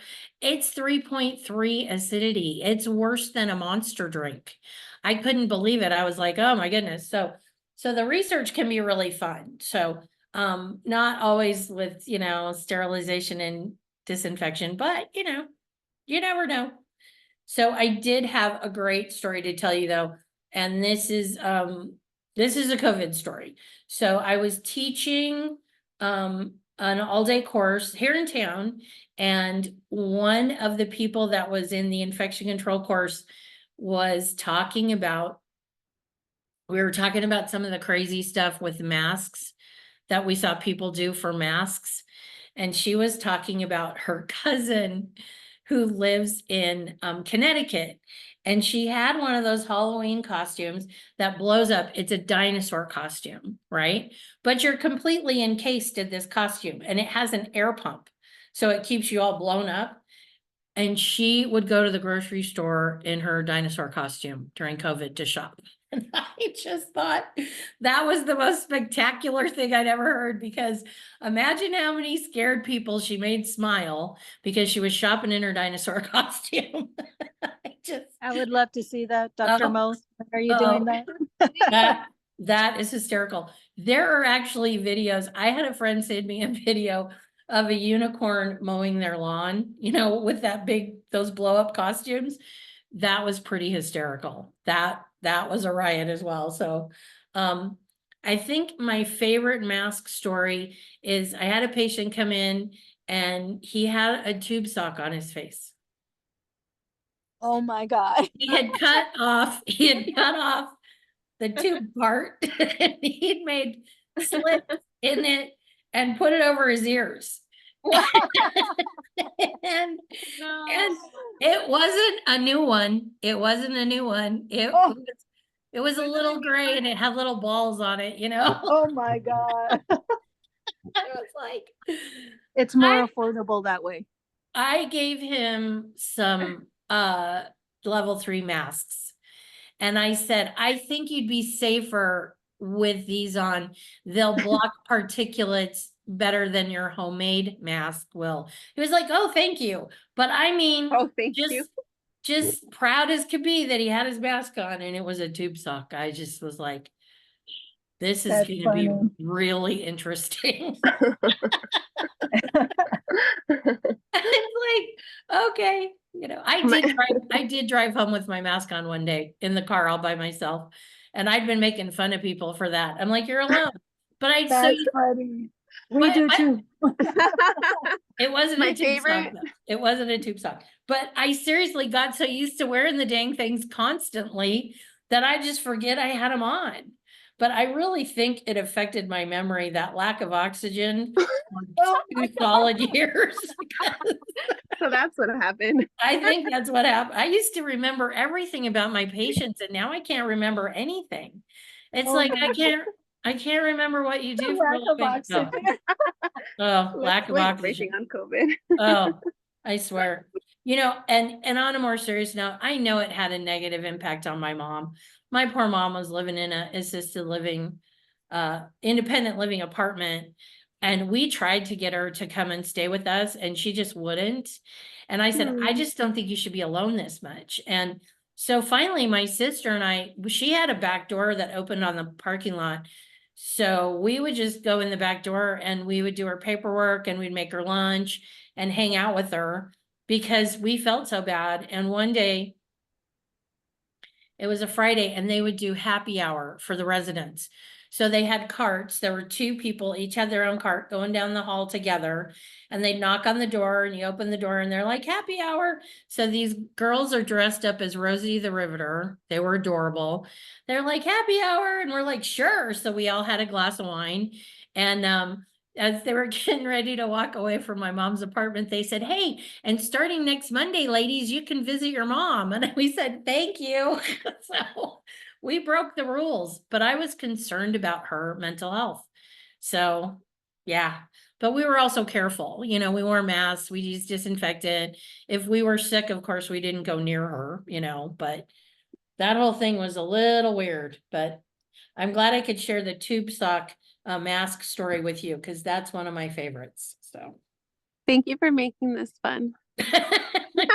I try as hard as I can, it's like I have some great stories, some of gross stories, some great stories. So You really do. You really do. yeah. Thank you for that. So the best thing that we can do in our sterilization area is you want it to go in a line. So I don't care what shape it's in, but you don't go back in time. You move one direction only from dirty to clean. So even if it's in a donut, start it dirty, end it clean, don't go back in time. So everything goes one direction. And then you have your clean area and your dirty area, and then you need to store your clean instruments. So hanging out on the counter in sterilization is not the place for our clean instruments. Please put those away. That makes me crazy when I walk in and I see dirty instruments on or clean instruments hanging out on the counter. Ugh. So do the ultrasonic foil test. This is an inexpensive way to test your ultrasonic to make sure it's jiggling enough to get off the biohazard on the instruments. So you float a piece of foil in the ultrasonic and run it for 10 minutes. And it doesn't have to be eaten up like this one. Obviously, this got pretty well destroyed. But it should at least have perforations in the foil. There should be little holes, little pinholes in it. So obviously ours is working really well because I'm gonna try that. Yeah, it got really chewed up. If there's no perforations, you need to have it either repaired or replaced. So I was telling one of the assistants I work with about the foil test. I go, do we ever do the foil test, the ultrasonic? She's like, I have no idea what you're talking about. Well, it turns out that we have this fancy little metal piece that you put in the ultrasonic while you're running it. And if it removes the coloring on this metal plate, it's working. But foil's cheaper and it works just as well. So why buy the thing when you have foil hanging out in the office? That's what I was gonna say. I can just buy foil Yeah, you can bring it from home or just, or bring a sheet from home. yeah, bring it from home or have some in the office. These are sheets that we keep in the break room. So if you need to cover like food up and put it in the fridge or wrap something up, we have some foil sheets for leftovers and stuff. So this is what we did. So I told her about it and it was on a Thursday and I had a gig. I had to get on a plane and go teach a class. I don't remember where. And she said, well, I'm going to do the foil test tomorrow and then I'll text you and let you know how it went. I said, cool. So I'm on the airplane, I'm in airplane mode and we land and I go off airplane mode to text my sister and tell her, hey, I'm here and I'm safe and I'll talk to you later. And there's a text from Peggy. And so she goes, I did the foil test and this is what happened. Which I think is brilliant. She has kind of an amazing sense of humor, but I mean, like, when's the last time you saw a foil swan? It's been a minute for me. I haven't eaten anywhere fancy enough to get a foil swan leftover package, so. So yes, she did the Are foil you sure test, that wasn't like her take home from the night before and she threw right? it in Oh there? my God. I just thought it was hysterical. That would have never occurred to me in a million years. I was laughing so hard on the plane, people were looking at me like I was nuts, so, which is kind of true, so not far from the truth. Do the foil test. So I don't care how long you ultrasonic, everybody in the office gets a vote. There have been wars spent on how long you ultrasonic. Just make sure it's at least 10 minutes. That's it. You can go 20, you can go 30, I don't care. And you want to rinse for at least 30 seconds. You want to rinse off all of that solution and also any of the biohazard that's still stuck to the instruments will come off. You want them to dry a little bit before you package them. Package your wrap in a single layer. Put the sterilizer number and date on the package. Loosely pack the sterilizer. If you have to grunt to push in the Statim cassette, it's too full. And then run the full cycle. You can't stop it early. It's got to go the whole cycle. And then you have to remove your dry packs and store them immediately.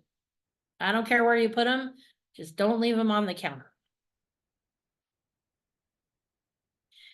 So this doesn't happen, I have found it doesn't happen in autoclave, mid-mark, Tuttenauer, where you end up with wet packages. But for whatever reason, the Statim, yes. So if you have a Statim and you're still having wet packs, first of all, like best practice for using a Statim cassette, if it's tall enough, is to use a rack and to place the packets on their sides. That's best practice. If you have a more shallow cassette, then I recommend placing paper side down because the condensation will form on the plastic, drip down during the drying cycle, and the package will be allowed to dry. You can use Stat Dry during processing. So Stat Dry is a chemical that Statim makes to clean your cassettes beginning and end of day. But you can also put a squirt in the lid and the bottom of the cassette while you're processing, and that will help the packages dry as well. You might need to maintain your equipment. There's a biologic filter on there nobody knows about that needs to be changed, and your gasket may be wearing out as well. So read your manufacturer's recommendations. You can get those all online. They're all online, depending on the year and what you have. The best thing about sterilizers currently being made now is that they will not run if there's an issue. If it's overloaded, it's not sealed appropriately, or something hasn't been done, it will not run. So that's the great thing. And I've worked in dental offices for 25 years. I literally experienced one spore test fail. And it was operator error because they'd overloaded the machine. So we ran another spore test and it was fine. This is a single layer. I can get more instruments in one of these packages than any of you. I am really good at it, but we don't want that. We want them in a single layer, so all the heat and steam covers everything and gets all the cooties off. If you're using cassettes, you'll need to put a strip, a steam heat indicator in the package. And that's going to tell you that the steam went all the way through the cassette. You tape it shut with indicator tape, obviously, and then you put the number of the sterilizer and date of sterilization. Also, you wrap your cassettes in one layer of wrapping paper. You don't double it up. You don't use two. I don't know where this came from. Somebody's like, we were told we have to use 2 sheets. No, you use one. And if the cassettes are smaller, cut the paper in half because it's too big. So it will save you money, and also it will allow the heat to go all the way through the cassette. So I don't know where the 2 thing came in. Don't do that. Also, you can write on a pack with a Sharpie. They're non-toxic. They've always been non-toxic. The colored ones are pretty and your kids put them in their mouth, so they're non-toxic. So you can write anywhere on a package with a Sharpie. It won't hurt anything or contaminate anything. If you're really nervous about it, write up at the paper tab where it folds over. You want to number your sterilizers if you have more than one, so that if you do have a spore test fail, you'll know which sterilizer it was in, and you'll be able to go through and pull instruments for re-sterilization if necessary. But if you do have a spore test fail, the next protocol is to do another one. So if you have 2, that's fantastic because you can just use one while you're testing the other. But you don't automatically send it in to be fixed. However, if you only have one sterilizer, it's a good idea to take it offline. You're going to need to borrow one from your supplier while you're retesting the other. So if you do in-office testing, that's great. You'll know in 24 hours. If you don't, you'll need to send it away, and it takes a couple days for that to happen. So I want to go back to the packaging. So when you seal, these need to seal where it folds over at the top, where the perforation is. You don't want to double bags up. You don't want to fold them over, and because then it leaves gapping. That perforated fold, you fold it and seal it, and that's as tight a seal as you can get with the paper packages. And also, these packages are sterile forever unless there is an event. So it's event-based sterilization. The event would be this: the package got wet, the package was torn, the package is soiled, the package was dropped. Those are the only reasons to re-sterilize instruments. Now, if you have a drawer full of instruments that you haven't used forever, and you've been re-sterilizing them every 6 months or every year, get rid of them and stop re-sterilizing instruments. They're good forever unless they get wet or torn or dropped or soiled. That was my question, because it was my understanding that after so many months, it had to be re-sterilized. No. They have taken instruments that have been in packaging from 1 to 5 years, and they're sterile, the same sterility from 1 year to 5 years. So, Okay. yeah, you don't So that resterilize. wasn't good information because it was in a class. Well, and when I went to dental hygiene school 27 years ago, we were told that every 6 months you had to re-sterilize all the instruments in the office. Okay. Yeah. So that's changed, but it's been event-based for the last 20 years. So, so there you go. When I was in dental hygiene school, that's when we started cleaning water lines. So I have a really funny story about that. I'll talk about that later. But anyway, you can write on these with a Sharpie. It's okay. Fold them over at the perforation, and don't re-sterilize unless it was dropped, got dirty, got wet, or was torn. Okay, got it. So you need to do spore testing. And you need to do that every single week. You need to do that on all sterilizers. Somebody thought for some reason you didn't have to spore test a Statim. No, you do. And you can do in office or off site, and you need to keep those records for 3 years. Sterilizer maintenance log, and you need to keep a record of every time you clean it and anytime you maintain it, whatever you have to do to, maintain or clean your sterilizers. You want to keep a record of that for 3 years. And you can do these electronically. You don't have to, keep a notebook with this stuff in it. You can type it into, a Word document and save it on the computer. So we don't have to kill trees anymore. We can just do this all electronically. It's completely fine. Okay. Hand pieces. So they're semi-critical devices that enter the patient's mouths. So they need to be lubricated, cleaned to remove the oil, bagged and sterilized. So I highly recommend handpiece cleaners, either an Assistina or Ivoclar. The Ivoclar is really cool because it will clean more than one handpiece at a time. So the first thing is, we're talking about infection control, so they're super clean. So you're not going to give anybody pneumonia from a dirty handpiece. And secondly, they're going to save you so much money on maintenance, upkeep, having to send them off to be fixed. When you use a handpiece cleaner, it is top of the line, best thing you can do for your handpieces. And yes, it's an initial investment, but you're going to save so much money on, you're not going to have broken handpieces. You're not going to have to buy new ones so frequently. It's totally worth the money. Highly recommend it. Whichever one works for you is fine. I'm not endorsing a brand, but I love them.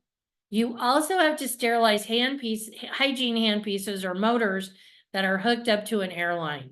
I know it's stupid. It's a pressed air. It's not dirty. There's nothing happening.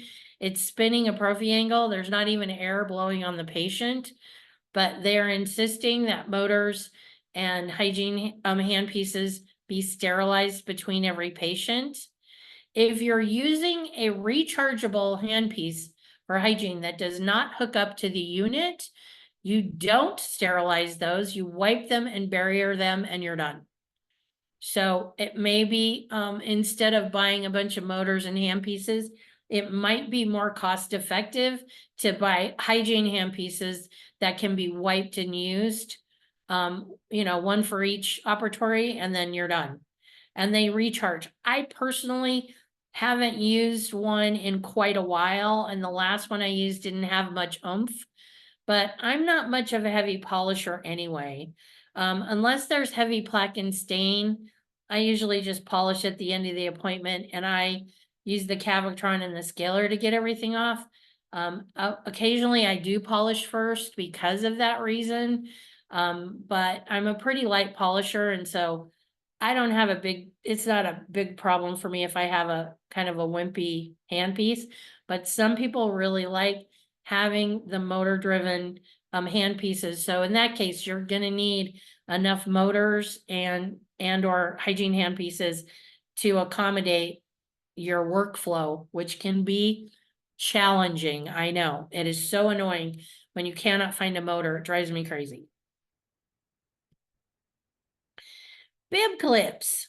So the ones on the left are my favorite because you can wipe them. They're clean. You don't even have to sterilize them if you don't want to. They're totally fine. The ones on the right with the little balls, those have got to be sterilized. There's too much surface area there, and just wiping those with a Cavi wipe isn't going to work. And I've always hated bibbies, but I'm working in an office where we use them, and I'm getting used to them. The only problem is that if the patient needs to get up and use the restroom and come back, they got to go with their bib on. Because once you tear the bibbies off, you got to start all over. Now you've wasted another bib. I'm all about trying to keep things as cost efficient as possible because it is so expensive for all of these products anymore. But the ones on the lower left, those can be sterilized. They can be wiped. They're super durable. They last a long time. So they're my favorites. Yes, you can still use cold sterile in your practice if you're using it and you like it. A lot of offices have quit using Cold Sterile. I worked in a prosthodontist's office for years, and we used Cold Sterile because we used it for our mirrors and our cheek and lip retractors, things that really break down when they go into the sterilizer. But you have to follow the manufacturer's instructions for proper use if you're using Cold Sterile.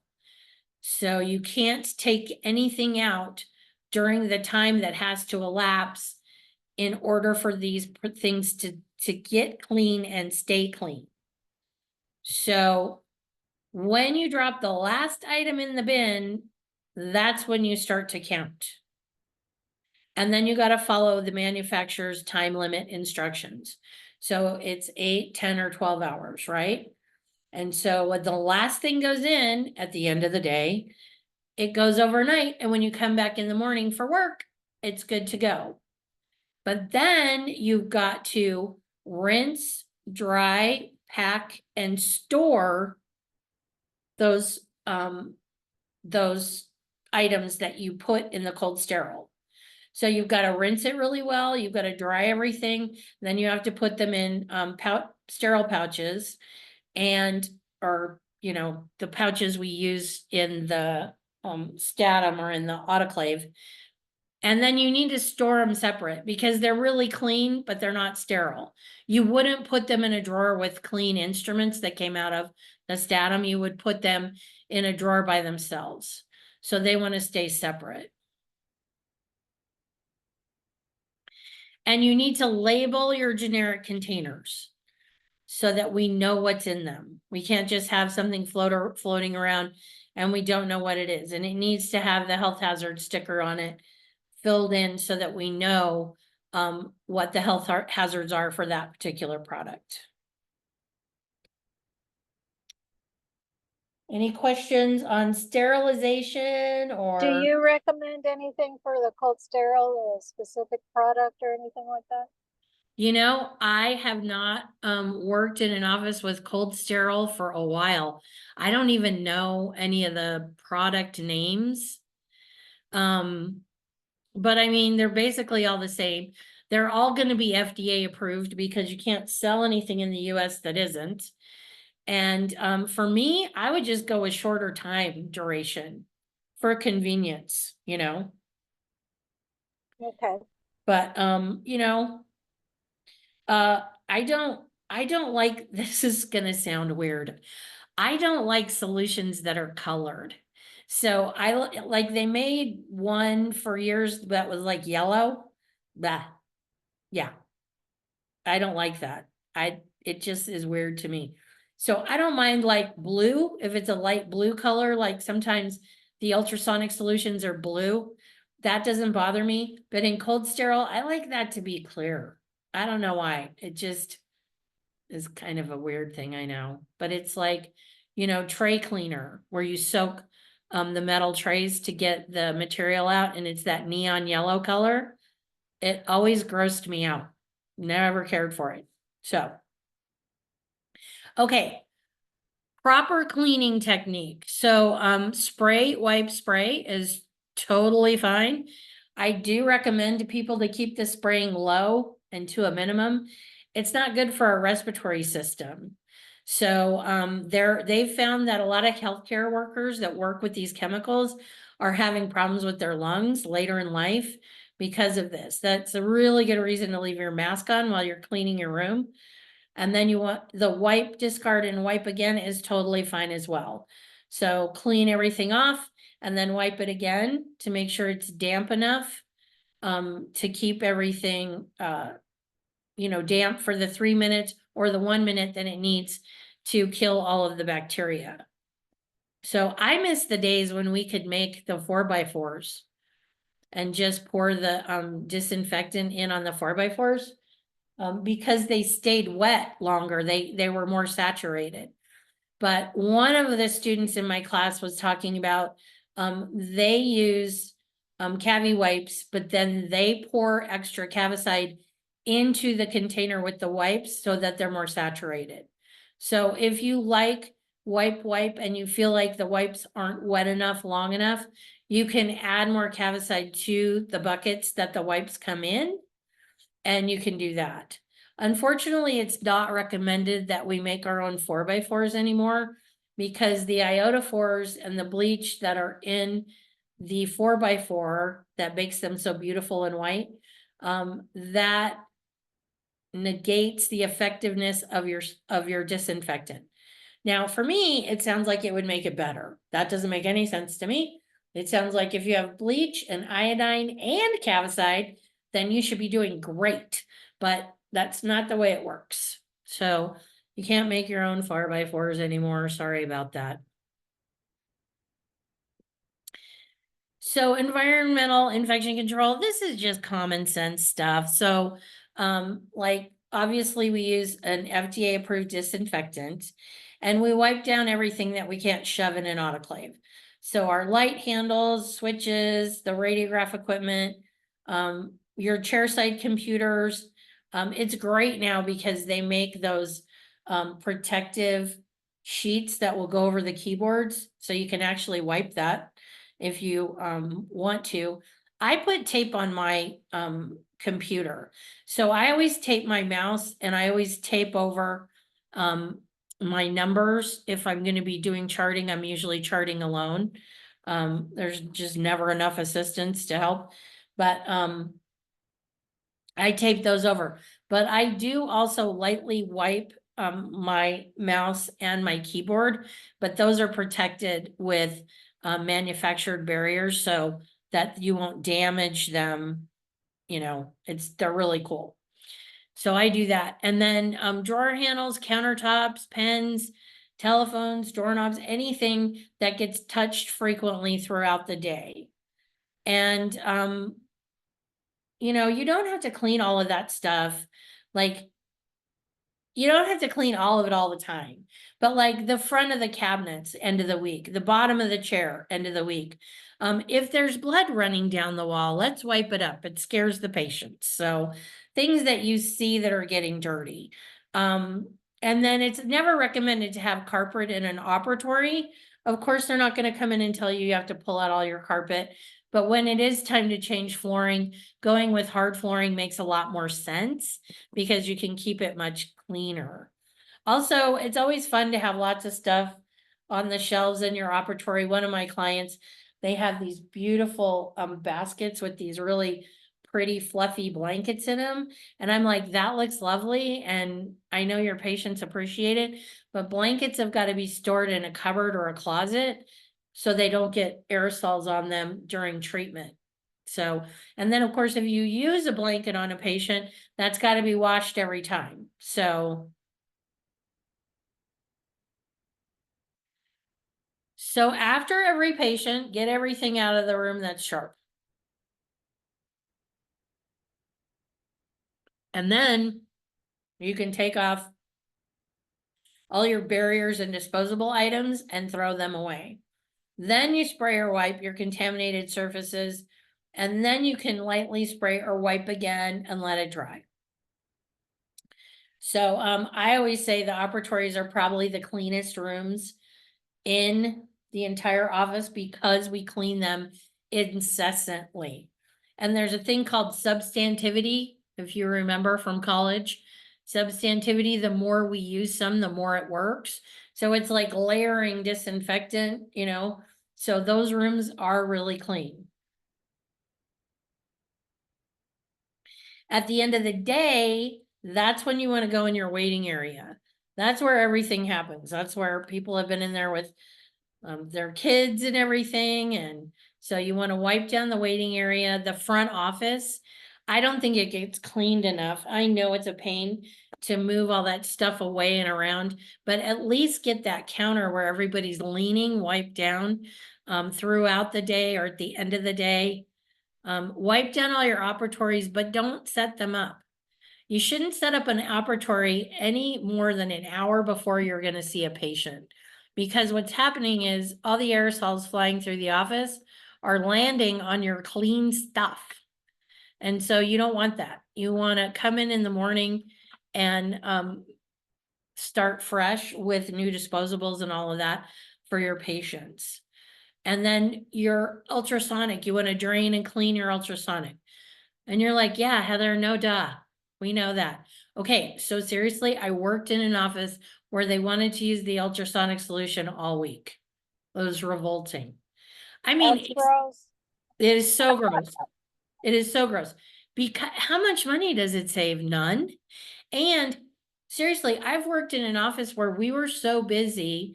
We had one of those giant in the counter ultrasonics.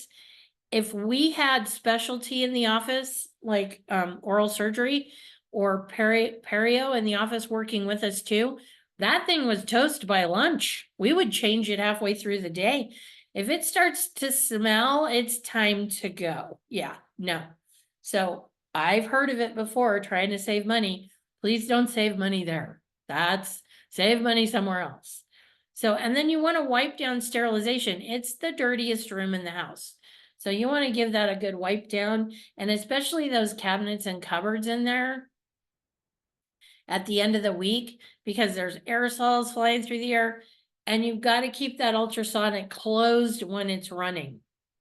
One of the offices I worked in, when you turn on the ultrasonic, it was so loud because of the metal lid that the assistants would open it because they didn't like the noise. It's like, no, you got to keep that closed. So, and then you're going to get rid of your trash and your laundry at the end of the day. End of the week is when you take care of your other stuff, suction traps, cabinets, chair bases. I kind of clean off my chair base during the week. I'm a little bit neurotic about that. It just seems like, so many people have long hair and it all collects on the box at the end of the chair. What is that? I don't know why. There's always hairs on there. I'm like, ah. So I clean that box off, and I clean under the chair as needed. When you have the construction worker that comes in with dirt all over their boots, and when they get out of the chair, it looks like there's a mud puddle. Yeah. So, one of the things I like though, in my office, we clean the suction lines in between patients. So we have the big, bucket of disinfectant, and we just hook the suction up while we're cleaning the room. So I do a lot of scaling and replaning, and I kind of like that because the lines are getting cleaned in between, especially when you have patients that really lock down on that suction. Ugh, I try to get them to not do that, but it just doesn't always work. So I kind of like cleaning the lines in between. So this is the famous use it only once symbol. Use it only once. So this calls for audience participation. Who here has seen any of these things used multiple times in dental offices? Because I have. Nobody? I had They're disposable, right? they're supposed to be thrown away after one use. Well, that's Um, not happening in our office, I'll tell you what. Oh gosh, so the masks, I worked for a lady dentist that would wear the same mask all day. And she wore beautiful makeup. She had gorgeous skin. I know she was using some fabulous skin product, but her mask had a bunch of makeup in it. So when you pull that out of your pocket and go to put it on in front of a patient, I don't like that at all. So I am the mask Nazi. I'm like, how long have you had that mask on? Why? Because I want to know. I want to know. If it's longer than an hour, go get another mask. How in the world can you possibly clean out a slow speed suction? You can't. It's impossible. It is just disgusting to even think about it. And these things are not manufactured to be used multiple times. How many of you have gone to put this in the suction and the tips come off the end? I've had that happen numerous times while practicing. I'm always nervous it's going to go off in the patient's mouth. I give it a few tugs to make sure it's on there good. So when we see that symbol, we only want to use it one time. So your single-use items are clean, they're not sterile, but you want them to live in their own place. So multi-use items like, we take out our topical anesthetic and scoop some out and put it away. Those you wipe down and put away, they're not super clean. So you don't want them in with your single-use items. You want to give them their own home. One thing that we do at work is we have their like little toolboxes that hold screws and things like that, and it's got a lid on it. And so you open the lid and there's a place for all the clean items in that toolbox, and it has a lid on it. So this is a little bit of a pain in the butt, but it's a great way to keep everything super clean, which I like. So you get used to lifting the lid up and getting the things out as you need them and putting the lid back down. But those are really great. They're like a tool or a screw organizer that you can put in the top drawer in your operatory. They come in all different sizes. So make sure you measure drawers before you go buy anything. And you can keep all your clean items in there. They have their own compartment and they all stay clean. So I think it's kind of a cool way to do it. I wish it had been my idea. Okay, radiology. What is wrong with this picture? Shout it out, whatever you see. Nothing? Nobody sees anything? You're not gonna say no lead apron, right? Yeah, no lead apron. Oh, and I'm glad you brought that up, doctor. So they're saying now that because of the direction of the radiographs and using digital, that lead shielding is not required anymore. Thank you.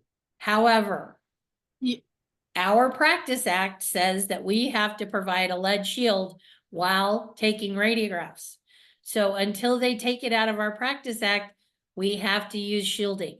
But I got a letter from Nevada Department of Health that said Yeah. you no longer have to use lead apron. And that letter was given in Minnesota 20 years ago. So Nevada is a little bit late. Yeah, we're way behind. So Yeah. the health Our- department is up to date, but the dental board isn't. Correct. Yeah, the So- ADA is no longer recommending, but the Nevada State Board of Dental Examiners does still require, unfortunately. Yeah, so The dinosaurs leave. yeah, we're still stomping around the earth. So it's not just there's no shield, there's no gloves. There's no mask. There's no barrier on that sensor. And what is she doing using a sensor in a 1970s uniform? They called and they want their uniform back. So the whole thing's kind of a mess. I worked in pedo when I was in high school. So that's the late 70s. And that was the uniform I wore. So I'm speaking from experience. So, okay, you want to clean as best you can. So if you're still using film, clean them and transport them cleanly as possible. If you're using a dark room, you've got to have an exhaust fan. And you need to clean your dark room. Just because it's dark doesn't mean it's clean in there. And when you're using sensors, you want to clean off the tube head, the sensor, everything right when you're done taking radiographs, so it's ready to go for the next person. This isn't about CDC guidelines. This is about Heather's learned from experience. If you have a dirty sensor in your room and somebody needs it, they're going to yell at you. So clean everything up immediately. Water lines. So the American Dental Association actually wanted us to use cleaner water than EPA standards, but it seemed like a conflict, so we just have to make sure our water is as clean as drinking water is. So less than 500 colony forming units per milliliter of water. And then of course, sterile water for surgical. And the easy thing about that is that it has its own line. And when the bag's open, you open a new one and it's got its own line. So that's always clean. You want a water line cleaning and maintenance protocol.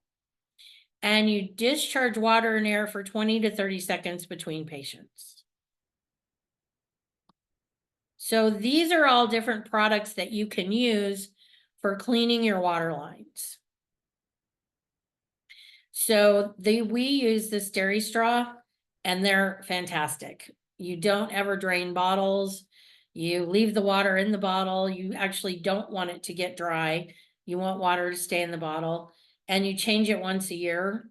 You have to run an entire bottle of water through the straw to activate it and clean the water line, but it's all a one-step process. You put the new straw on, you drain the bottle of water through the water line. The water line is now clean, and it will stay clean because of the Steri-Straw. I Blue like Tab, those Steri straws. pardon me? I said I like the Steri straws. I do too, because it's so easy and you don't have to worry about it, you know? You still want to test your water lines every year, but yeah, they just stay super clean. It's just fantastic. So when I first got out of school, well, first of all, while I was in school, it was my second year, and they said, okay, we're gonna have to start cleaning the water lines. And we were using a 10% bleach solution to do it. So, because all of the manufacturers hadn't come up with all of these cleaning solutions yet. So, in our perio class, after about, 2 weeks of cleaning the water lines, we were doing it every week. One of the teachers asked us, so has anybody complained about the water, like smelling a bleachy odor or anything like that? And one of the students is like, no, but their teeth are whiter. So anyway, Dang, a little bit too much bleach. a little too much bleach. So we discovered that bleach is a bad idea because it breaks down your water lines. So we don't want to use bleach anymore on our water lines, or on anything in the operatory, because it degrades the plastic and it actually makes it worse. So there was a dentist that was teaching at UNLV, and the UNLV School of Dentistry was still really new. And he came to one of our Hygiene Association meetings and talked about, he was on the team that implemented waterline cleaning. He was teaching at a college in Chicago, the dental college that unfortunately is no longer there. And they were changing out operatory equipment. And it's just, the chairs were so old, the lines, everything was so old. So it was time to do an update on the operatories. So they're pulling these lines off and they look pretty nasty. Like just looking at them, the ends of them, there's like, looks like the lines are coated. And so these guys are all like, teachers and researchers and authors. And so they decide to start cutting open these lines and see what's in them, and if it's dangerous, like if you need to change lines more often. Well, they found all kinds of goodies. Like the biggest thing of all was biofilm for days, thick stuff that had collected in those low gravity water lines. There's not a lot of water pressure, so it doesn't clean the lines when you purge water out of them. It doesn't purge anything because the water is moving at too slow a rate. So they also found a nesmonome. That's a flatworm that was living in one of the lines, eating the stuff that was growing in the water lines. So we decided maybe it would be a good idea if we started cleaning water lines on dental units. And so that's how it came about. And so now we have all these choices. One of my favorites, it's gonna sound silly, Mint-to-Clean. It is chlorhexidine. So you just run it through the water line and leave it overnight, and you can flush it out. And if it doesn't get flushed completely out, who cares? It's Paradex. It's no big deal. So, and it's fairly inexpensive. One of my clients used it for years in his water lines and they really liked it. So, there's Mint-to-Clean, there's Steri-Straw. The Blue Tab tends to be a little bit bitter. And you really, when you use the tabs, you really got to flush your lines well. When you use the cleaners, there can be some buildup in the lines with some of the cleaners that we use. So you want to be careful about that. The Citrussil is really popular, And it doesn't make the water taste any different, which is nice for the patients. And That this sounds like a pool, good idea. what's that? I said, that sounds like a good idea to put that overnight and then flush it out in the morning. Yeah, yeah, with your cleaners, usually that's what they recommend is overnight. So this, anybody who's had to clean a water line knows what I'm talking about. When you're flushing the water through the line to get the cleaner all the way through the whole water line, you have to spray it in a bucket or a cup or something and it's splattering all over the place, especially coming out of the high speed line. And so I recommend that you use this because the lines can go through those holes in the top. It goes into your suction line. So you put it in the suction line, turn on the line, and then you can put in the rheostat, you can put in the Cavitron whole end. You can put that in there, the Cavitron hose, and you can spray the water line. You can do it all at the same time, and it just goes down the suction and it's not splattering all over the place. And then when you have to come back and flush the lines clean, you can use this and it flushes all of that cleaner out of the line and into the suction, and it's not splattering all over the operatory. So you don't have to clean everything up, and you can get it on Amazon. What did we do when we didn't have Amazon? So, water testing. So there isn't currently any hard, fast regulations about how often you should test your water lines. So, I went to the Air Force because my dad used to tell me, if you need to know how to do something, the Air Force will tell you how to do it. So they actually recommend that you test dental unit water from each unit for 3 months. And if it meets standards, then you can start monitoring it quarterly. And I think that is overkill. I think that is far too much. So what I recommend is you shock all your water lines. Now that means every single line in the operatory that water goes through. So if you have 2 air water syringes, you got to test them both, or you got to shock them both. You have a Cavitron, you got to shock that. You have a high-speed line, you got to shock that. And then you test all of those lines, and you have to test them all separately. You know, it's like operatory room 1, line 1, line 2, line 3, line 4. So you do that. Now, if you have a problem and one of your water lines comes back as having too much bacteria, you'll have to shock and test again. Wash your water bottles. All you do is put in some dish soap and water, shake it up really good, rinse it out really good, and then test all your water lines once a year. So shocking your water lines, you have to follow your manufacturer's instructions. If you're using a Blue Tab, they want you to shock your water lines every 3 months. If you're using Citracil, they want you to do it once a month. So you have to read the manufacturer's instructions in accordance to how often you have to shock. But then when it comes to testing, you just do that once a year. And I think that's ample. I think that's plenty. I don't think you need to be testing every quarter. I think that's excessive and expensive. So the AquaSafe on the left, you can do that in the office. So that might save you some money. I don't know what the pricing is on these products. And then ProEdge, you send it away. So that's up to you, however you want to do that. I know some people like to be the mad scientist and do their spore testing in the office. Other people like to do it because you get immediate results. So you can't argue with that. Okay. So I've covered everything in the CDC guidelines for infection control, but you might have questions about something else. Does anybody have something they need to ask that I didn't cover? No, I don't have any questions so far. Nobody? No. No questions.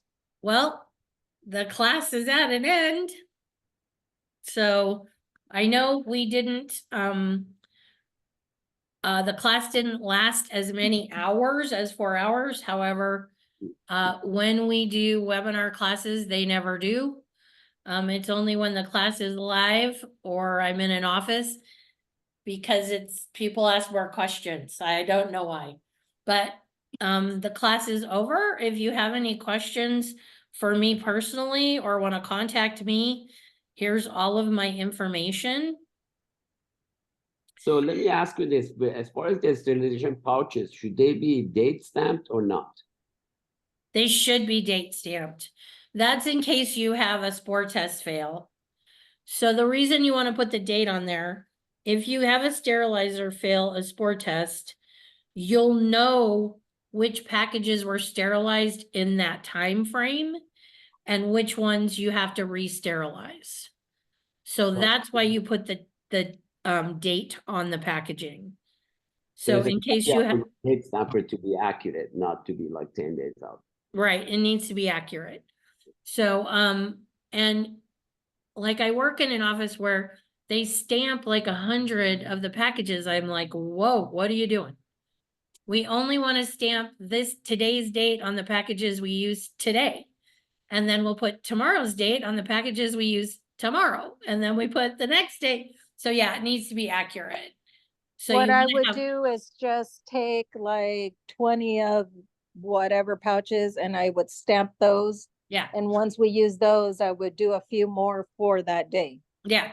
So that you don't have the wrong date. But you can always stamp it again. So if you Right. have a few left over, you can stamp it the next day with the next day's date. You know that the latest date is the most accurate one, right? Right. So if you had a few leftovers, you don't have to toss them. Just, put the next day's date on them and it's. Yeah, you just restamp them. You just restamp it and you'll know the latest date is the most current. So, and that's if you have an event. The thing is, I mean, has anybody that's in the class today had an event where you had a bad sport test? Mm, No. no. Yeah. Because the way sterilizers work, they either work or they don't. They're either working great or they're not working at all. That's how it happens. That's been my experience. So, I've never had to re-sterilize because of a bad spore test.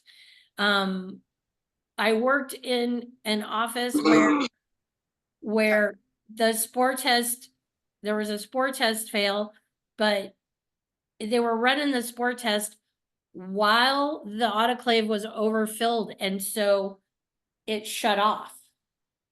And it kept shutting off. So we called the technician and they came in and they said, you're overfilling this. You can't put that much stuff in there. So then it was fine after that. So because of the equipment we have these days, the way they're manufactured, you're rarely going to have a spore test fail. It's going to be with older equipment. So. Anything else? No. Well, thank you so much for your time. I really appreciate you being here today. And Thank you for all the information. no Yes, problem. thank you. Thank Have a- you. Have a lovely summer. Perfect. Thank you so You much, too. Heather. Thank Appreciate you, you too. You too. Bye. Thanks. Bye. Bye-bye.